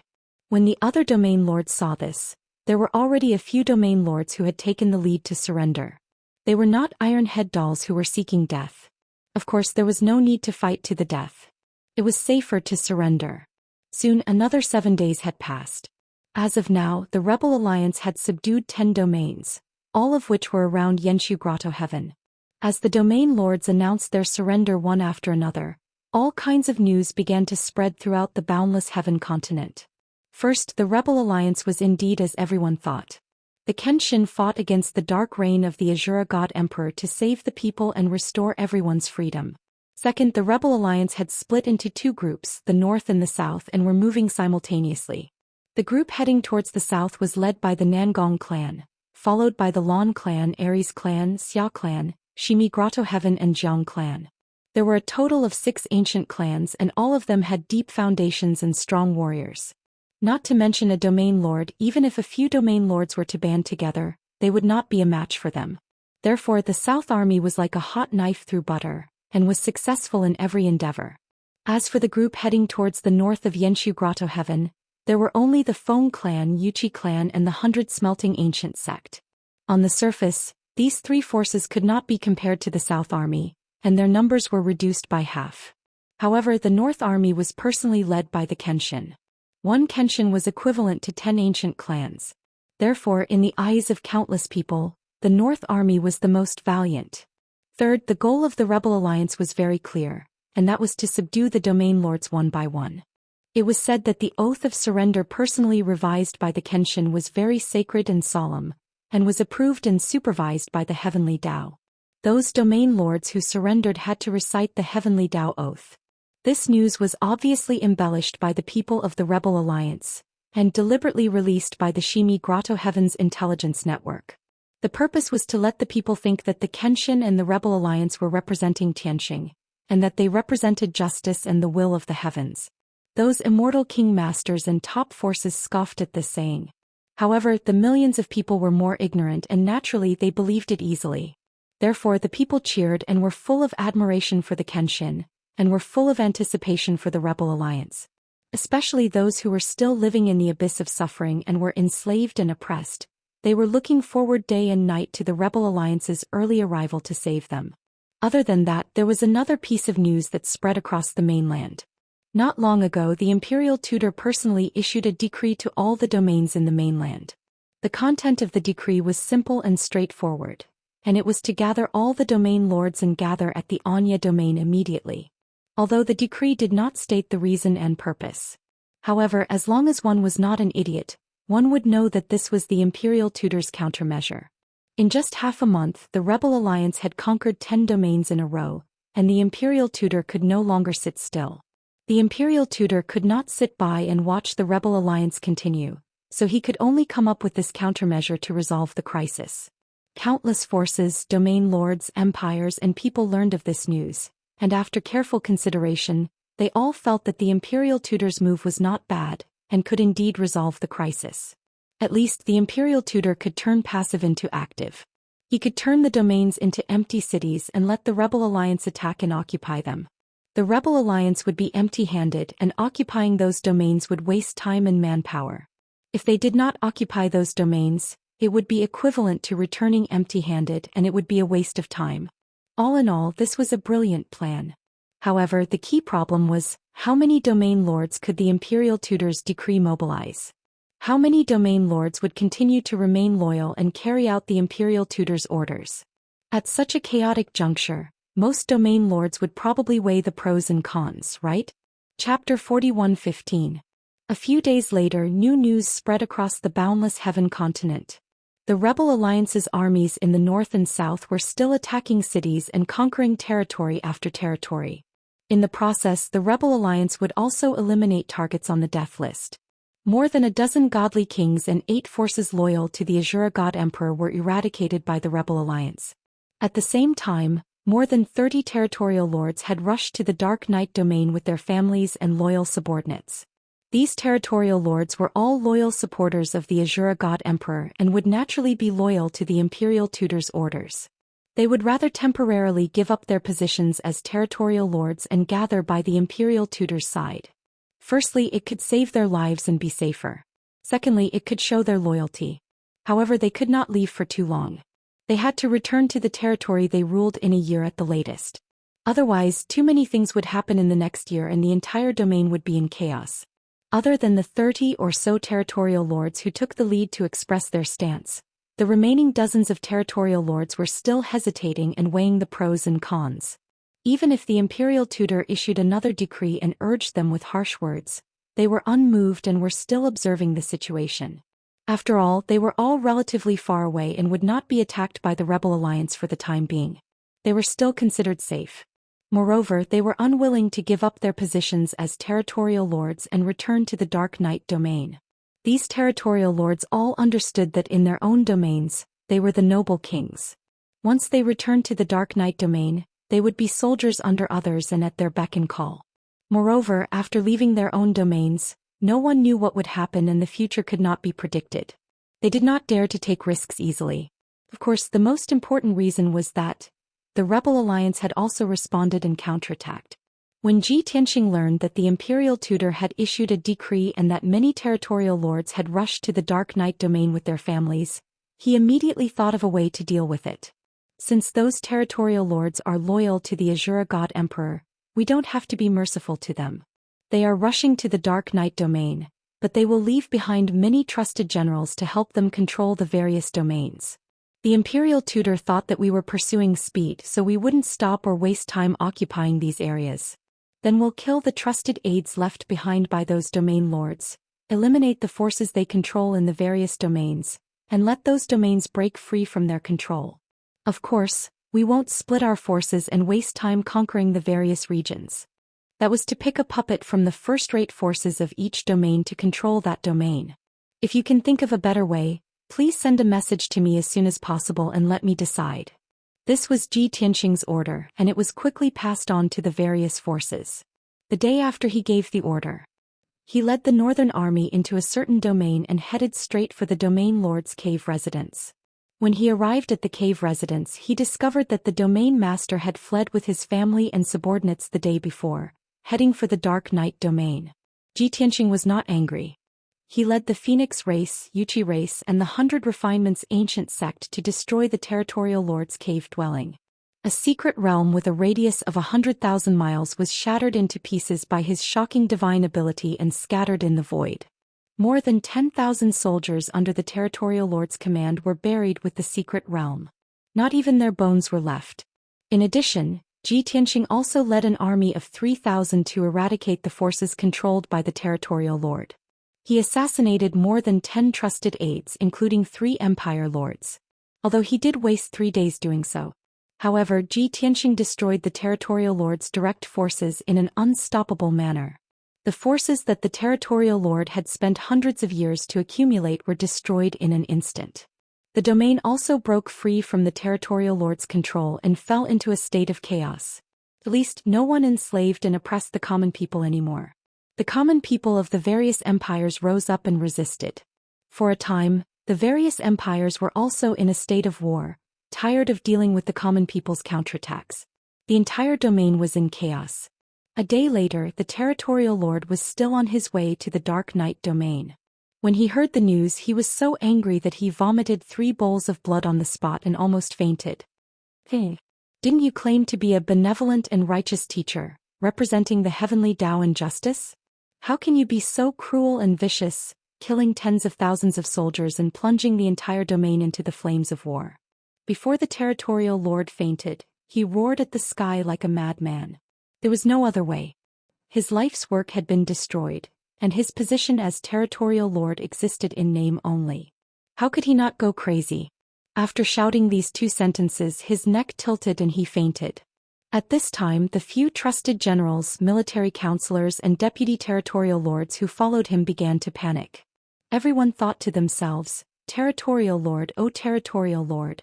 Previously, everyone advised you not to escape to the Dark Knight domain. We would rather observe the situation first, but you insisted on being stubborn. Now you know that you were wrong, right? Kenshin is indeed speaking on behalf of Tianxing and saving the common people, but it doesn't mean that he is holy and kind and won't kill people.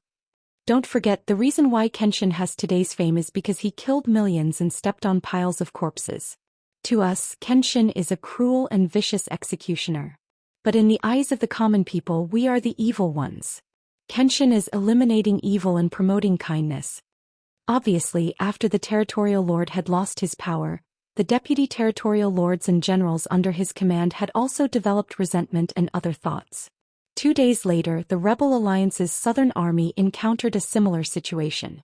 When Nangong Buhua led 6 forces and 6,000 soldiers to a certain region, they discovered that the territorial lord had escaped in the middle of the night. Not only did the territorial lord take away his trusted generals and godly king experts, but he also took away his family and treasure trove. The huge secret realm cave abode was like an empty city. Only tens of thousands of ordinary soldiers were left. Nangong Buhua decisively ordered the 6,000 soldiers to attack the cave abode and destroy it in a few hours. The secret realm was shattered and the tens of thousands of soldiers were not left behind. After destroying the territorial lord's cave abode, Nangong Buhua split up the 6 forces to eliminate the territorial lord's direct subordinates. At the same time, Nangong Buhua chose a force in the region and supported this force to take over the territorial lord's position. This force was one of the top 3 forces in the region and had always had conflicts and grudges with the territorial lord. However, they were always suppressed. The grudges between the 2 sides had accumulated for a long time. Now that the territorial lord had escaped and the cave abode had been destroyed, this force took the opportunity to join the Rebel Alliance without hesitation. They swore to be loyal to the Kenshin. The result was obvious. That force naturally took over the region and became the territorial lord appointed by the Kenshin. Moreover, this force would do its best to stabilize the region with its own forces and methods. They would eliminate the forces and disasters left behind by the previous territorial lord and save the common people of the entire region, restoring everyone's freedom.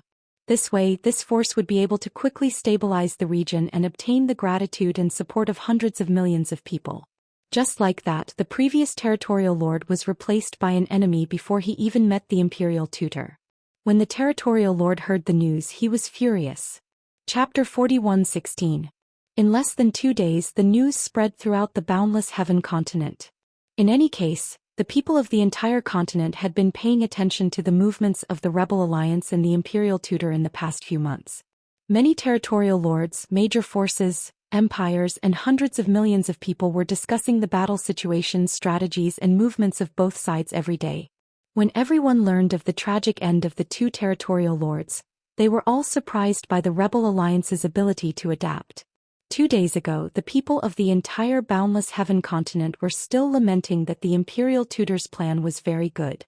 He could seize the initiative and put the Rebel Alliance in a dilemma. They did not expect that in the blink of an eye, the imperial tutor's plan would be broken by Kenshin. Didn't you summon those territorial lords to gather at the Dark Night domain? You want us to come empty-handed without being able to divide our forces to occupy the various domains? Fine, then we'll directly destroy those territorial lords' cave abodes, kill all the soldiers under his command, and destroy the foundation of his forces. Moreover, we can also support other forces to replace you as territorial lord and throw the entire domain into chaos for you. Those territorial lords of yours who escaped did not even reach the Dark Night domain before their life's work was destroyed. Are you angry? Let me ask you, are you angry? When countless territorial lords, empires and top forces heard this news, their hearts were heavy, melancholy and worried. As for those who remained neutral and watched the show, they watched with relish and commented on the plans of both sides. As for the hundreds of millions of people, of course they cheered and applauded. They recognized and worshipped Kenshin even more. Who said that Kenshin only had powerful strength and did not have shrewdness and schemes. No matter how good the imperial tutor was at scheming, wasn't he still easily crushed by Kenshin? Did you think that Kenshin would not kill people just because he spoke on behalf of Tianqing? The name of Kenshin was built on the accumulation of millions of lives. When it came to Kenshin's brilliant military exploits and shocking achievements, it could be talked about for 3 days and 3 nights. Just like that, the entire boundless heaven continent was boiling with excitement and panic. The dozens of territorial lords who were watching the situation had the most complicated and tormented feelings. They had been waiting to see how the Rebel Alliance would deal with the imperial tutor's plan. Now the results were out. The Rebel Alliance's attitude was very unyielding. If these domain lords dared to flee, then they would uproot their forces. If you don't want to be the domain lord, then I'll choose someone else. Anyway, the boundless heaven continent had many forces. There were also many divine king powerhouses who wanted to be the region lord. With the rebel alliance's support and the Kenshin's approval and conferment, any deity king could become a ruler. Realizing this, the dozens of domain masters began to panic. As the rebel alliance's two armies continued to advance, they conquered more and more territories. The domain lords did not have much time left and had to make a decision as soon as possible. This time, other than those who were truly loyal to the Shura God Emperor, those who still had hope in the Shura God Emperor would choose to bring their families to the Dark Knight domain. The other 90% of the domain lords chose to preserve their power and status, and remained in their respective domains. It was fine if they did not leave. As long as they obediently admitted defeat and surrendered, the Kenshin would definitely not kill them. The position of Region Lord would still belong to them. If they dared to flee to the Dark Knight domain, even if they saved their lives, they would lose their life's work and the position of Region Lord. Time passed quickly. The boundless heaven continent had been in chaos, bustling and clamoring. Almost every 2 days, there would be new news about which domain the Rebel Alliance had conquered. Among those territories conquered by the Rebel Alliance, which domain had abolished slavery. Hundreds of millions of people had regained their freedom and no longer had to be oppressed and exploit resources all day long. A few days later, another force, a well-known divine king powerhouse, was killed by the Rebel Alliance. It turned out that a certain powerhouse was actually a loyal lackey of the imperial tutor despite his sanctimonious appearance. Just like that, the Rebel Alliance continued to spread new news, and the Kenshin's reputation grew. On the other side, the Dark Knight domain had also gathered 36 region lords and hundreds of divine king powerhouses. However, the imperial tutor had gathered such a terrifying number of powerhouses and military strength, but he still held back and did not launch a counterattack. The hundreds of millions of people in the boundless heaven continent were discussing this. Logically speaking, the imperial tutor's military strength was several times that of the rebel alliances. If he took the initiative to attack, he would definitely be able to easily destroy the Rebel Alliance's two armies. What was the Imperial Tutor trying to do? Why did he not counterattack? Was he going to defend the Dark Knight domain to the death and let the Rebel Alliance conquer all the domains one by one? This was definitely the stupidest and most useless method. Even the people thought so. Of course, the Imperial Tutor would not do so. Therefore, countless people were speculating that the Imperial Tutor was definitely plotting some conspiracy. The Rebel Alliance was still attacking cities and strongholds, sweeping through the various domains like the autumn wind sweeping the fallen leaves. However, Zhou Xian realized that the situation was not so simple, and he also smelled the scent of a conspiracy. He repeatedly reminded the 9 major forces under his command that they must not underestimate the enemy and must be cautious. He had a premonition that it wouldn't be long before the Imperial Preceptor made his move. Just as expected, the Imperial Tutor was still overseeing the Dark Knight domain, and on the surface he seemed to be doing nothing. In reality, he had already mobilized more than 400 God Kings and more than 30,000 Divine Lords to gather in the Dark Knight domain. In the past 2 months, these soldiers had already formed an inescapable net in the Dark Knight domain, forming layers of barriers and defensive lines. At the same time, he secretly sent a team to quietly rush to the south of the boundless heaven continent without anyone knowing. He named that team the God Slayer in reference to the killing of the Kenshin. The God-punishing army was led by 2 protectors. It was made up of 50 God Kings and 5,000 God Monarchs. The 2 guardians leading the team had been guarding the Azura Divine Palace for thousands of years and had almost never appeared in front of the world. The strength and status of the 2 guardians were on par with the patrol commander Qi Yan. The 50 God Kings in the team were made up of 40 patrol commanders and 10 God generals who had been through hundreds of battles. After the Meng Shuai was killed, the God generals under his command were leaderless, and the Imperial Tutor took over. These God generals had participated in the War of the Gods 1,000 years ago, and now they were all at the 8th heaven of the God King realm.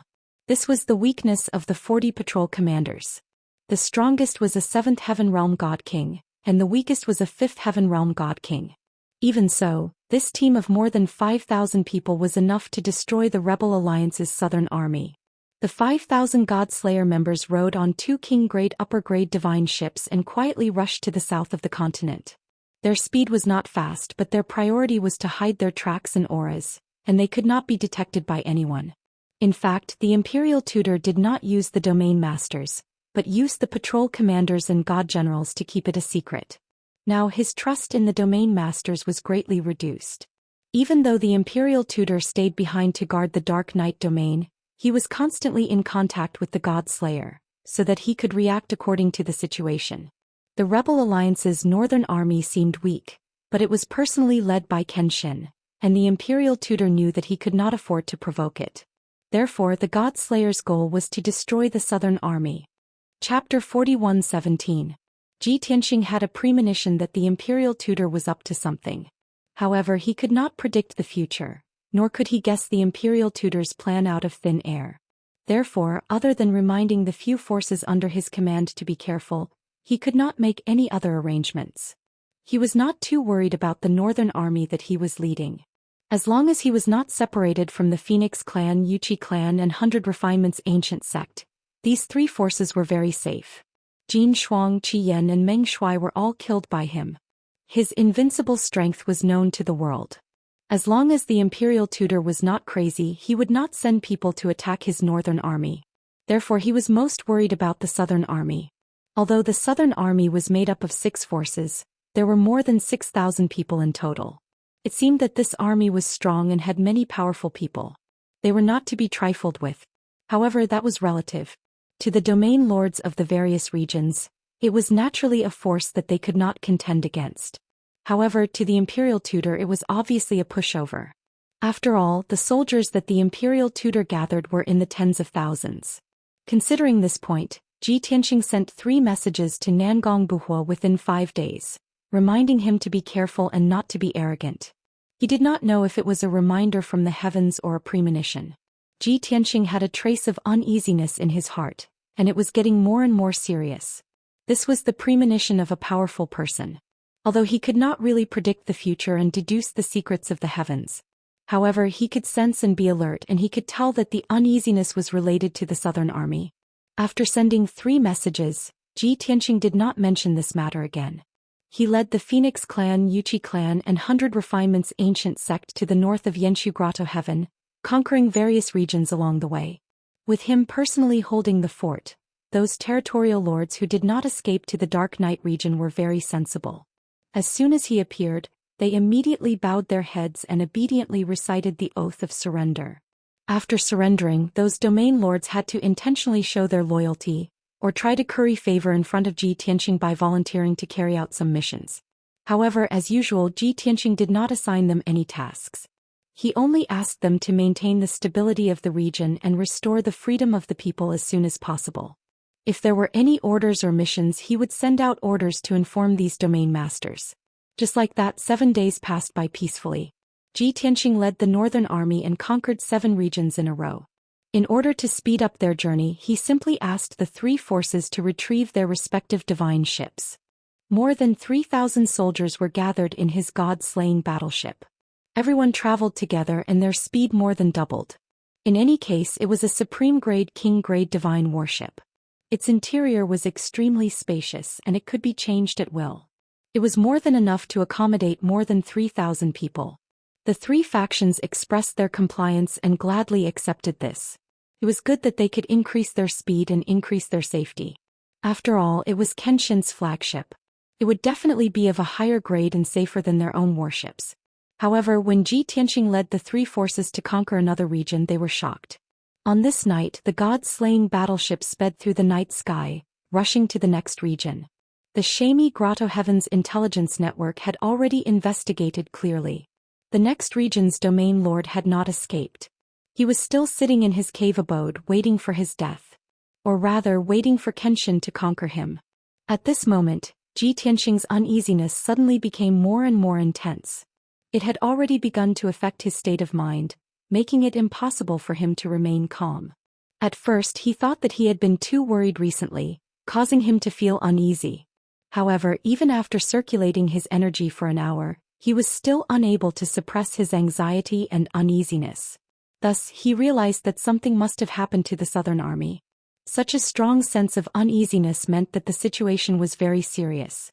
He pondered for a moment, then summoned the Divine Phoenix clan leader, Yuchi clan leader, and Su Balian to urgently discuss this matter.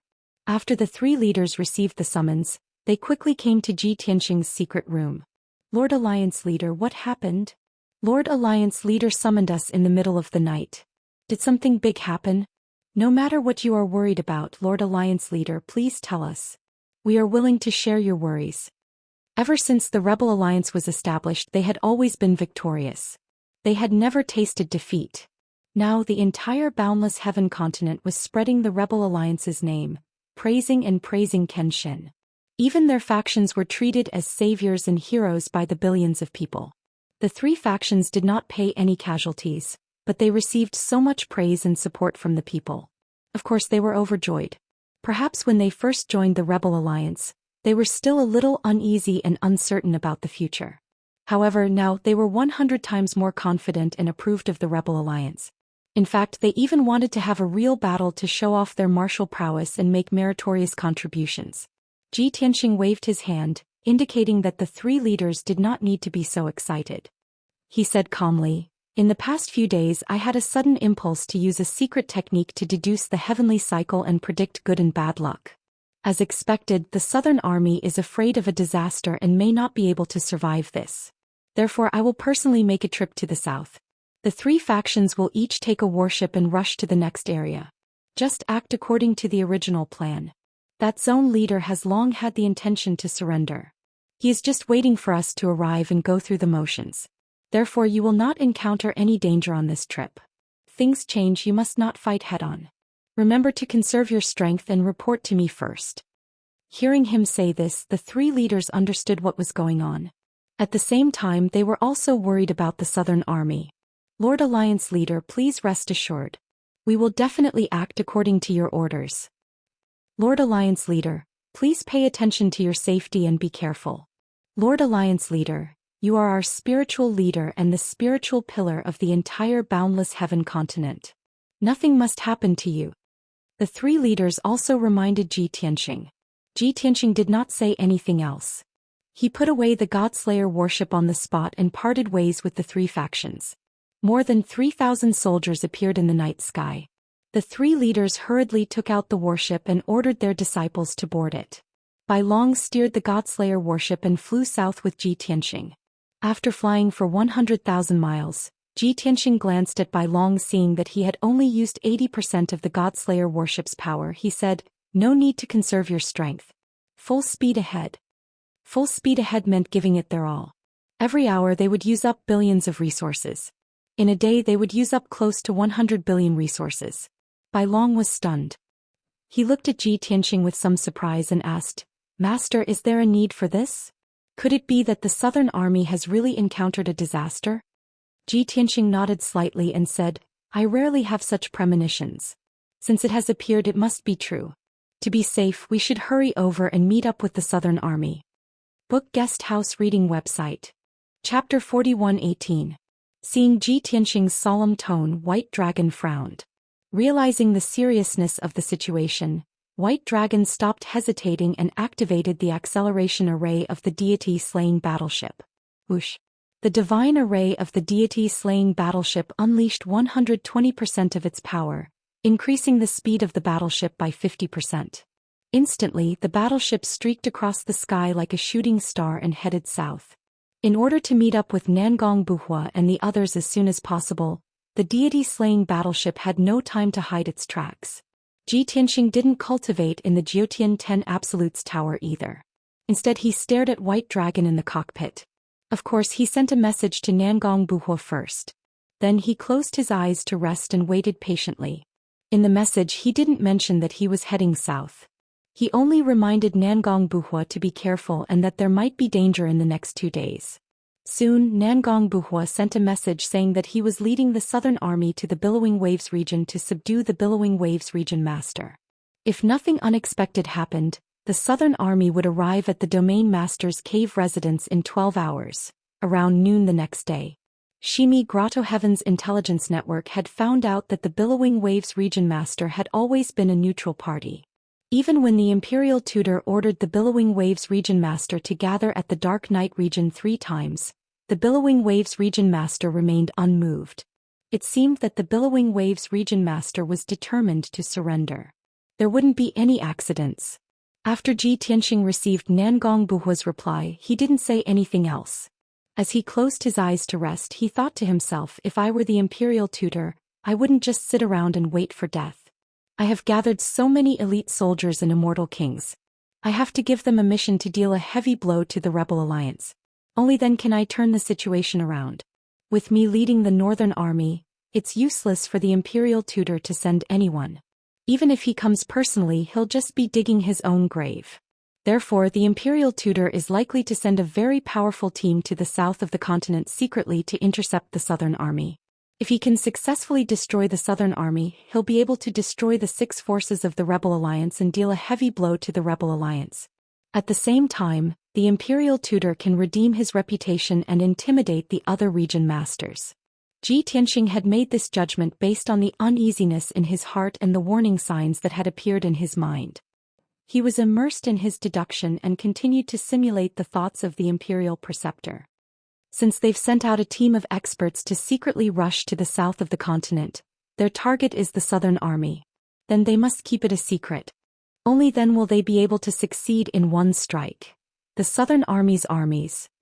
Unless the imperial preceptor has my deduction and calculation ability, it is impossible to intercept and kill the southern army on the way. At this point, Ji Tianxing's eyes lit up as an idea flashed through his mind. Could it be the rippling waves domain? The southern army's current route and goal were very obvious. They were heading for the billowing domain. With the imperial tutor's intelligence network, he would definitely be able to find out about this.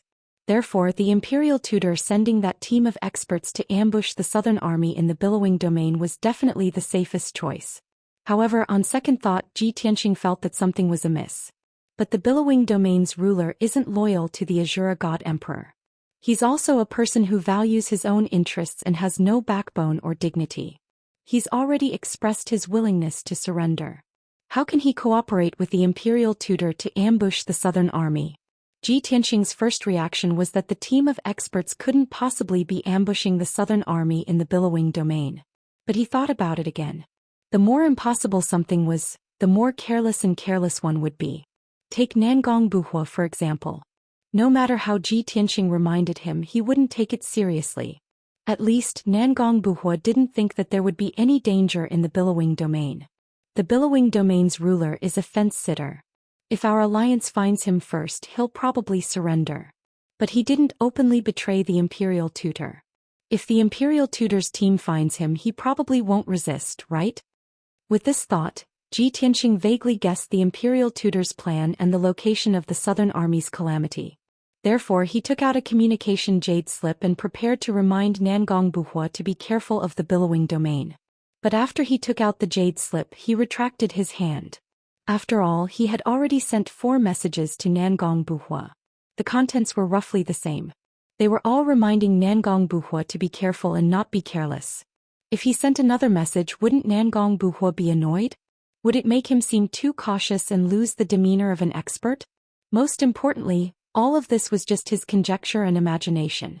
He didn't have any evidence.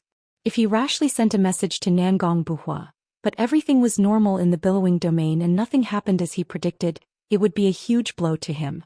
That would definitely be a huge blow to him and affect his prestige. Thinking of this, Ji Tianxing put away the communication jade slip and decided to wait and see. Of course, White Dragon would still drive the god-slaying battleship to the billowing domain as quickly as possible. At the same time, late at night in the residence of the billowing domain's ruler, the mystic realm with a radius of hundreds of thousands of miles was filled with abundant divine power and beautiful scenery. In the center of the mystic realm, there were hundreds of mansions and palaces on a majestic mountain range. Nearly 10,000 elite soldiers lived there. At this moment, thousands of elite masters were hiding in the majestic mountain range under the night sky. These monarch god masters were very skilled in concealment.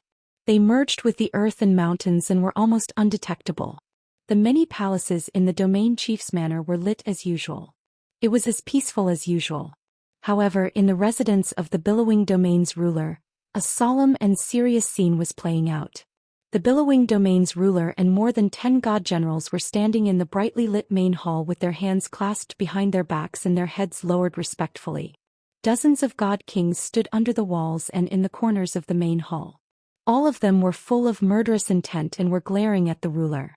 2 white-haired old men in luxurious robes stood before the throne at the head of the table. 8 god kings stood beside them as well.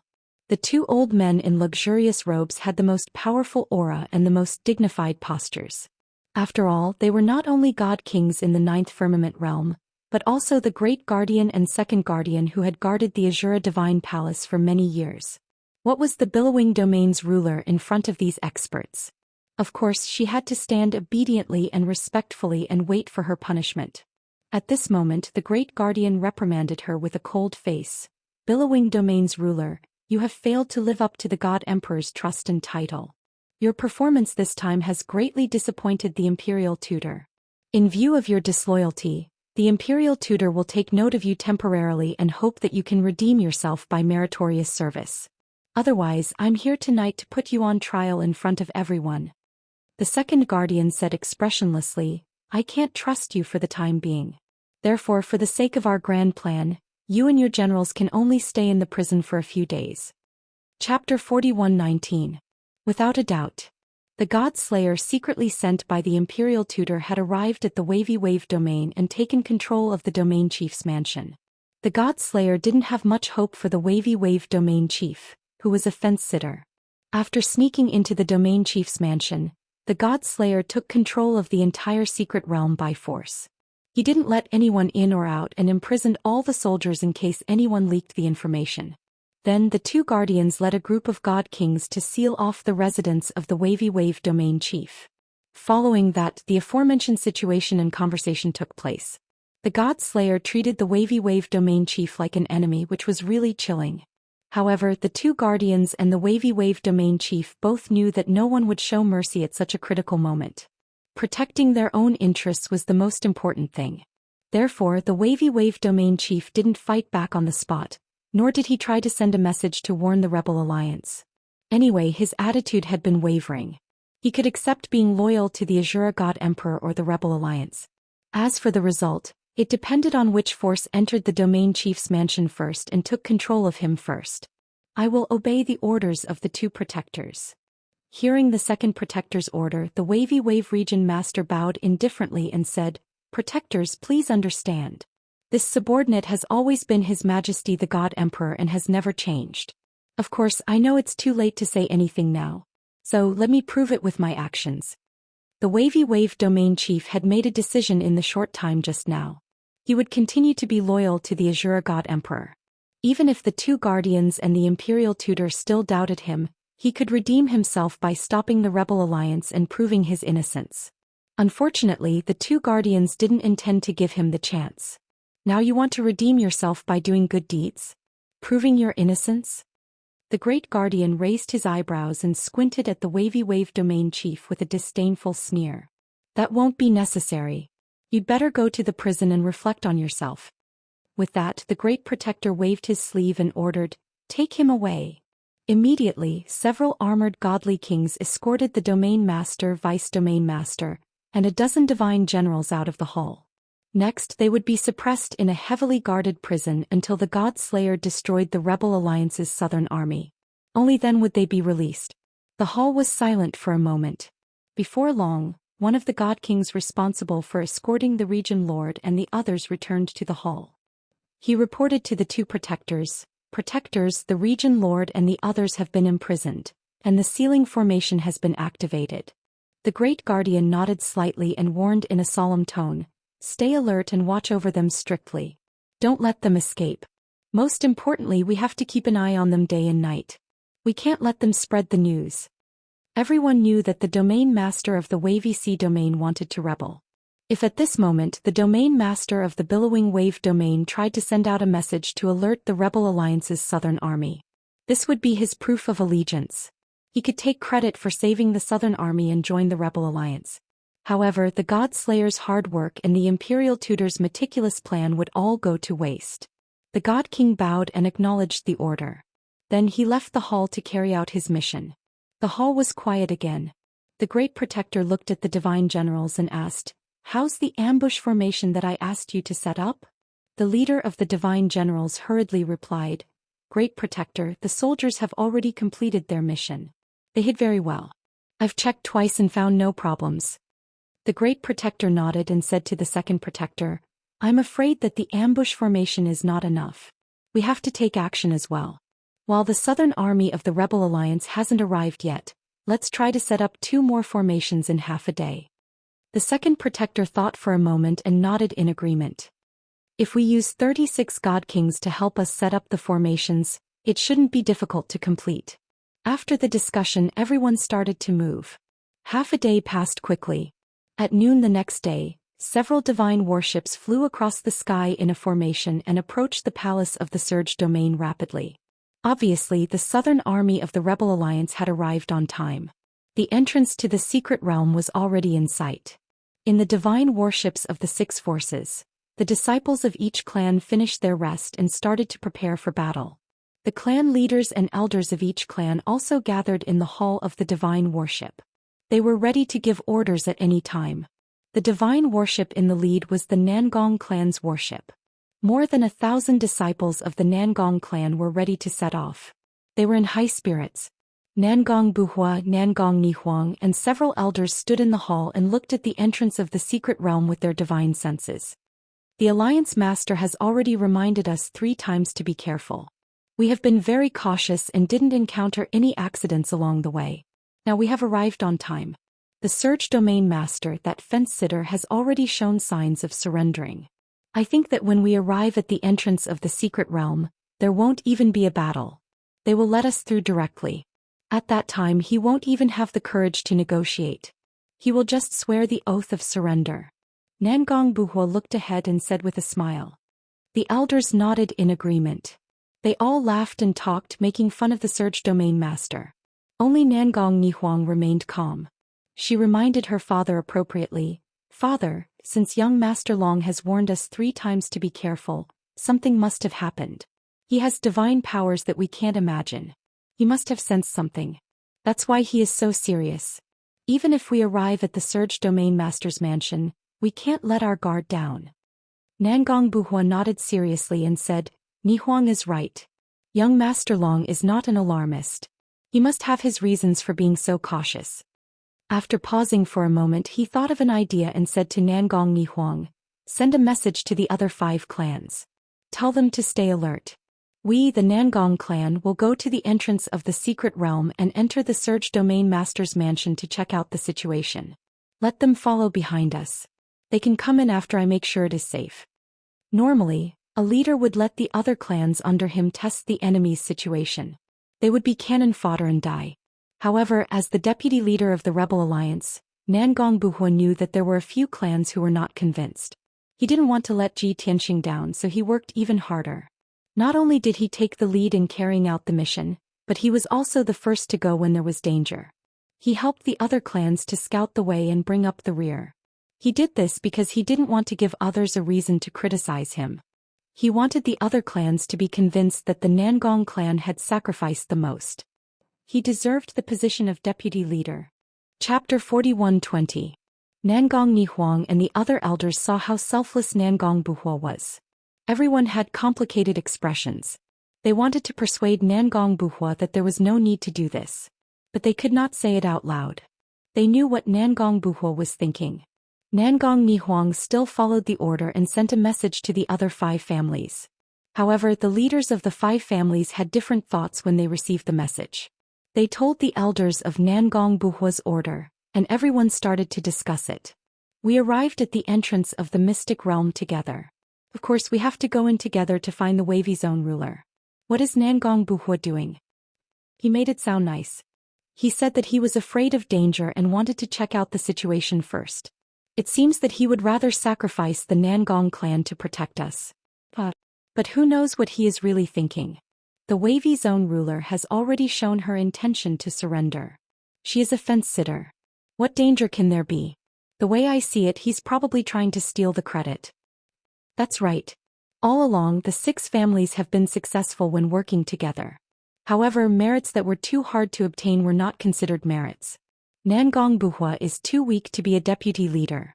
Of course, he wants to gain credit as soon as possible. What does the leader see in Nangong Buhua? When the leader returned to the boundless heaven continent, he would definitely be stronger than the Nangong clan if he went to our Lan family. Nangong Buhua is so lucky to become the deputy leader. In terms of status, experience and strength, how can he be compared to our war god clan? We respect the Kenshin, but that doesn't mean we have to lower our heads to the Nangong clan. Don't listen to Nangong Buhua. He wants to take credit for himself. Let's not let him succeed. Nangong Buhua doesn't live up to his title as the deputy leader. He knows it himself. That's why he wants to gain more credit so that he can have a clear conscience. But we can't let him have his way. Even though the 5 families had split up and each took a divine ship, they all had the same reaction when they received the news. All the clans thought highly of themselves and felt that the Nangong clan was not as strong as them. Nangong Buhua was not fit to be the vice alliance master. Even if Nangong Buhua wanted the Nangong clan to be cannon fodder, they didn't appreciate it and even thought that Nangong Buhua wanted to steal the credit. Thus an awkward scene appeared. As they approached the entrance of the secret realm, the battleship of the Nangong clan took the lead and headed straight for the entrance. According to the plan, the warships of the other 5 families should slow down and stay 10,000 miles away to observe the situation. After the Nangong clan entered the grotto heaven and ascertained that it was safe, the battleships of the 5 clans would follow. But now the battleships of the 5 families showed no signs of slowing down. They continued to follow the battleships of the Nangong clan and rushed towards the entrance of the secret realm. At the sight of this, Nangong Buhua frowned and his face darkened. However, he did not get angry.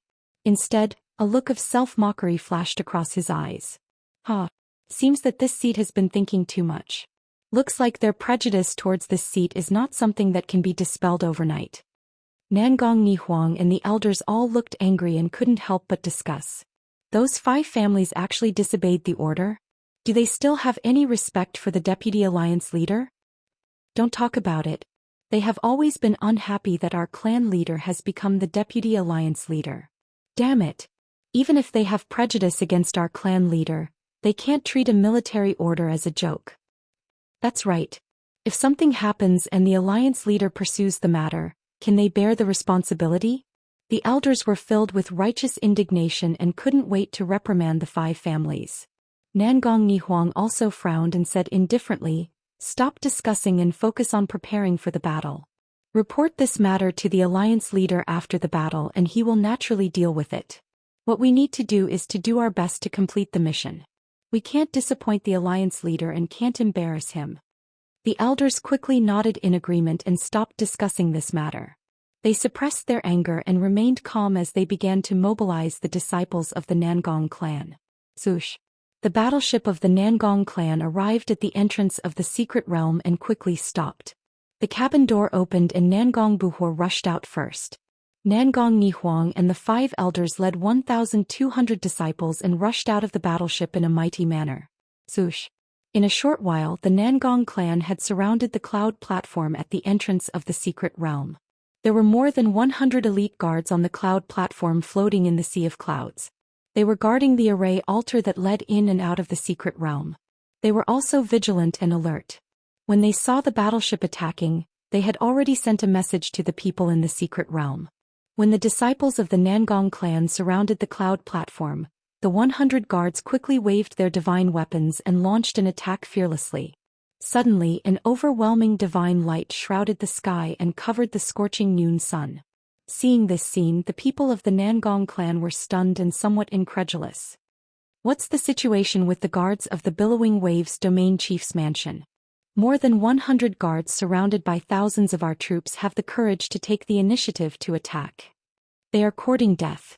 The situation doesn't look good. Didn't they say that the Billowing Waves Domain Chief had the intention to surrender? I didn't see that at all. Although these thoughts flashed through their minds, their hands were not idle. They immediately launched a counterattack. Kill them. Those who stand in the way of our army shall be killed without mercy. Nangong Buhua and Nangong Nihuang gave the order decisively. Swoosh, swoosh, swoosh. Instantly, more than 1,000 disciples of the Nangong clan, who were ready to attack, unleashed violent divine power and unleashed destructive divine skills. The divine skills that covered the sky and the sun, as well as various kinds of wind, fire and lightning, poured down like a torrential flood and drowned the 100 guards. Boom, boom, boom, boom, boom, boom, boom, boom.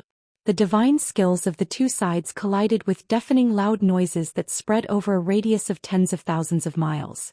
The divine spell attacks of the guards were directly blocked and shattered. They had no lethality to speak of. However, a round of attacks from the disciples of the Nangong clan defeated the 100 guards and killed or injured many of them.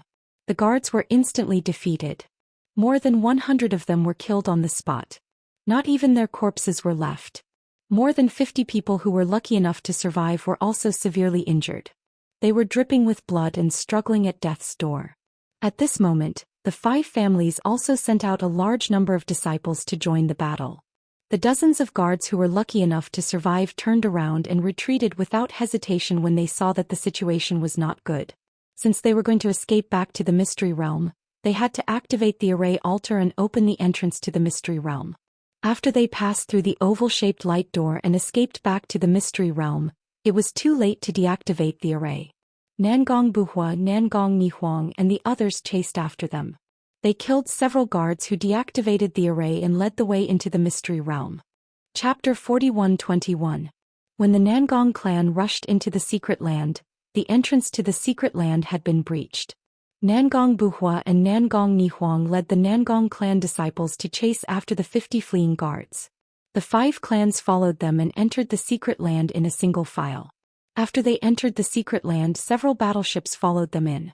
More than 6,000 Nangong clan disciples rushed to the center of the secret land and headed straight for the master of the wavy zone. 6 battleships followed them closely, escorting them on both sides and monitoring the surroundings. Of course, the 5 clans only wanted to rush forward and not let the Nangong clan take the lead. Nangong Buhua, who was at the front, was thinking about something else. This is too strange. The master of the wavy zone has been thinking about surrendering for a long time. Since he hasn't run away, he must surrender when we arrive. Even a fool knows that he can't resist because that's suicide.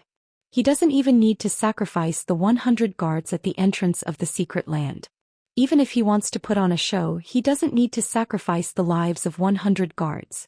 Is young Master Long right? Has the situation changed? At the thought of this, Nangong Buhua felt a sense of danger and slowed down his speed. He focused more of his attention on monitoring the movements around him. He thought that if the master of the wavy zone wanted to play some tricks, he would probably set up traps and ambushes. As long as he was careful and didn't fall into his trap, he could gain the upper hand and take the initiative. However, the Nangong clan followed Nangong Buhua's order and slowed down. However, the 5,000 Nangong clan disciples didn't slow down at all. Instead, they took the opportunity to speed up and chase after the 50 fleeing guards. We have more than 5,000 people. Can't we deal with those 50 injured guards? If those guards escape back to the master's mansion, we'll lose face. What does the master of the wavy zone want to do? If he wants to surrender, he should surrender. How can he let the guards resist? In that case, let's teach him a lesson. We must kill those 50 guards to intimidate the master of the wavy zone. The 5 clans all had the same idea. In fact, they did succeed. The 50 heavily injured guards weren't able to escape fast enough. It didn't take long for the 5 families to catch up. There were more than 200 of the clan disciples at the front. Each of them used a divine ability and killed the 50 or so guards. Moreover, their deaths were extremely miserable. They died without an intact corpse, their bodies smashed to pieces. After killing more than 50 guards, the 5 clans could finally hold their heads high and regain their valiant aura. They did not slow down. Instead, they charged toward the domain chief's manor in an extremely confident and domineering manner. When Nangong Buhua saw their posture, he hurriedly shouted to remind everyone to slow down and be careful of the enemy's ambush. But how could the people of the 5 clans listen? Many of the patriarchs and elders revealed playful smiles. The disciples of the various clans all laughed out loud, and some even opened their mouths to mock and ridicule. Haha, there are over 10,000 people in the domain chief's mansion, but only about 1,000 divine emperors with fighting capabilities. Even if they wanted to resist and set up an ambush, what's the point? The alliance of our 6 clans is made up of elite soldiers. Why should we be afraid of a mere domain lord? What's wrong with Nangong family head? Why did he become so timid and overcautious? Could it be that he failed to take the credit so he's thinking of other ways? Haha. That's very likely. The Nangong family head, don't bother. Even if the Nangong family doesn't show up, we can easily deal with the domain chief by watching from the sidelines. Many bold disciples of the clans even started to mock Nangong Buhua. When the people of the Nangong family heard these words, they were all angry. Many hot-blooded men were so angry that their lungs were about to explode. They glared at the disciples of the various clans.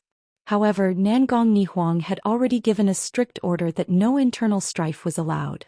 Otherwise they would be punished according to the most severe clan rules. Therefore the people of the Nangong family could only endure for the time being. Nangong Buhua was angry and helpless when he saw that the 5 clans didn't obey his order or listen to his advice. However, he didn't have any good ideas at the moment, and he couldn't change the prejudice of the 5 clans against him in the short term. For the time being, he could only take the overall situation into consideration and endure this humiliation. At the same time, he prayed silently in his heart that he was just being paranoid and that there wouldn't be any accidents. Otherwise, if the southern army suffered heavy losses, he, as the leader and deputy leader of the army, would have to bear the blame. After all, Kenshin trusted him so much that he gave him full authority over the Nangong family's army. Unknowingly, 15 minutes had passed. More than 6,000 people of the southern army arrived at the domain chief's mansion under the cover of 6 battleships. Along the way, the people of the various clans released their divine senses and used their ultimate skills to repeatedly check the situation in the secret land. Even Nangong Buhua was very cautious about the surroundings. However, there were no accidents along the way and the army wasn't ambushed. In front of them was a lofty mountain range, and palaces and mansions were built on the peaks of each mountain. It was a splendid sight. The armies and battleships of the 5 clans pressed forward majestically. They were very confident and domineering. They landed above the domain chief's mansion and looked down at the entire mansion from above. When they saw that the palaces and mansions below them were in chaos, a loud ear-piercing sound rang out. An ear-piercing alarm sounded and a powerful bugle horn sounded. More than 1,000 guards ran in a panic. Seeing this, the crowd was not nervous or worried at all. Instead, they smiled contemptuously. Soon after, more than 1,000 guards gathered in the square and flew into the sky to confront the southern army. Then the crowd realized that the situation was not good. Lan Wuji, the war god clan leader, and the Xia clan leader all frowned and shouted at the guard commanders, "Are you the only guards in the entire domain chief's mansion? Where is the domain chief of the Billow domain? Where is your deputy? The southern army of the Rebel Alliance is here. Ask the domain chief of the Billow domain to come out and talk."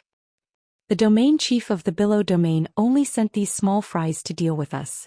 She has underestimated us. Domain chief of the Billow domain, I'll give you 3 breaths to show yourself. Otherwise, don't blame us for being rude. The patriarchs all had aggressive auras as they questioned the other party in a domineering manner. Cave Master Shimi even used his divine power to shout out loud to force the domain chief of the Billow domain to show herself. Nangong Buhua didn't say anything, but his face was solemn, and the uneasiness in his heart grew stronger. At this moment, 2 white-haired elders flew out of the domain chief's mansion, followed by 18 god kings. They came to the sky and looked at the disciples of the 6 clans with cold smiles. The domain chief of the Billow domain is reflecting on her mistakes in the prison. Clan leaders, I've been waiting for you for a long time. The book guest house reading website.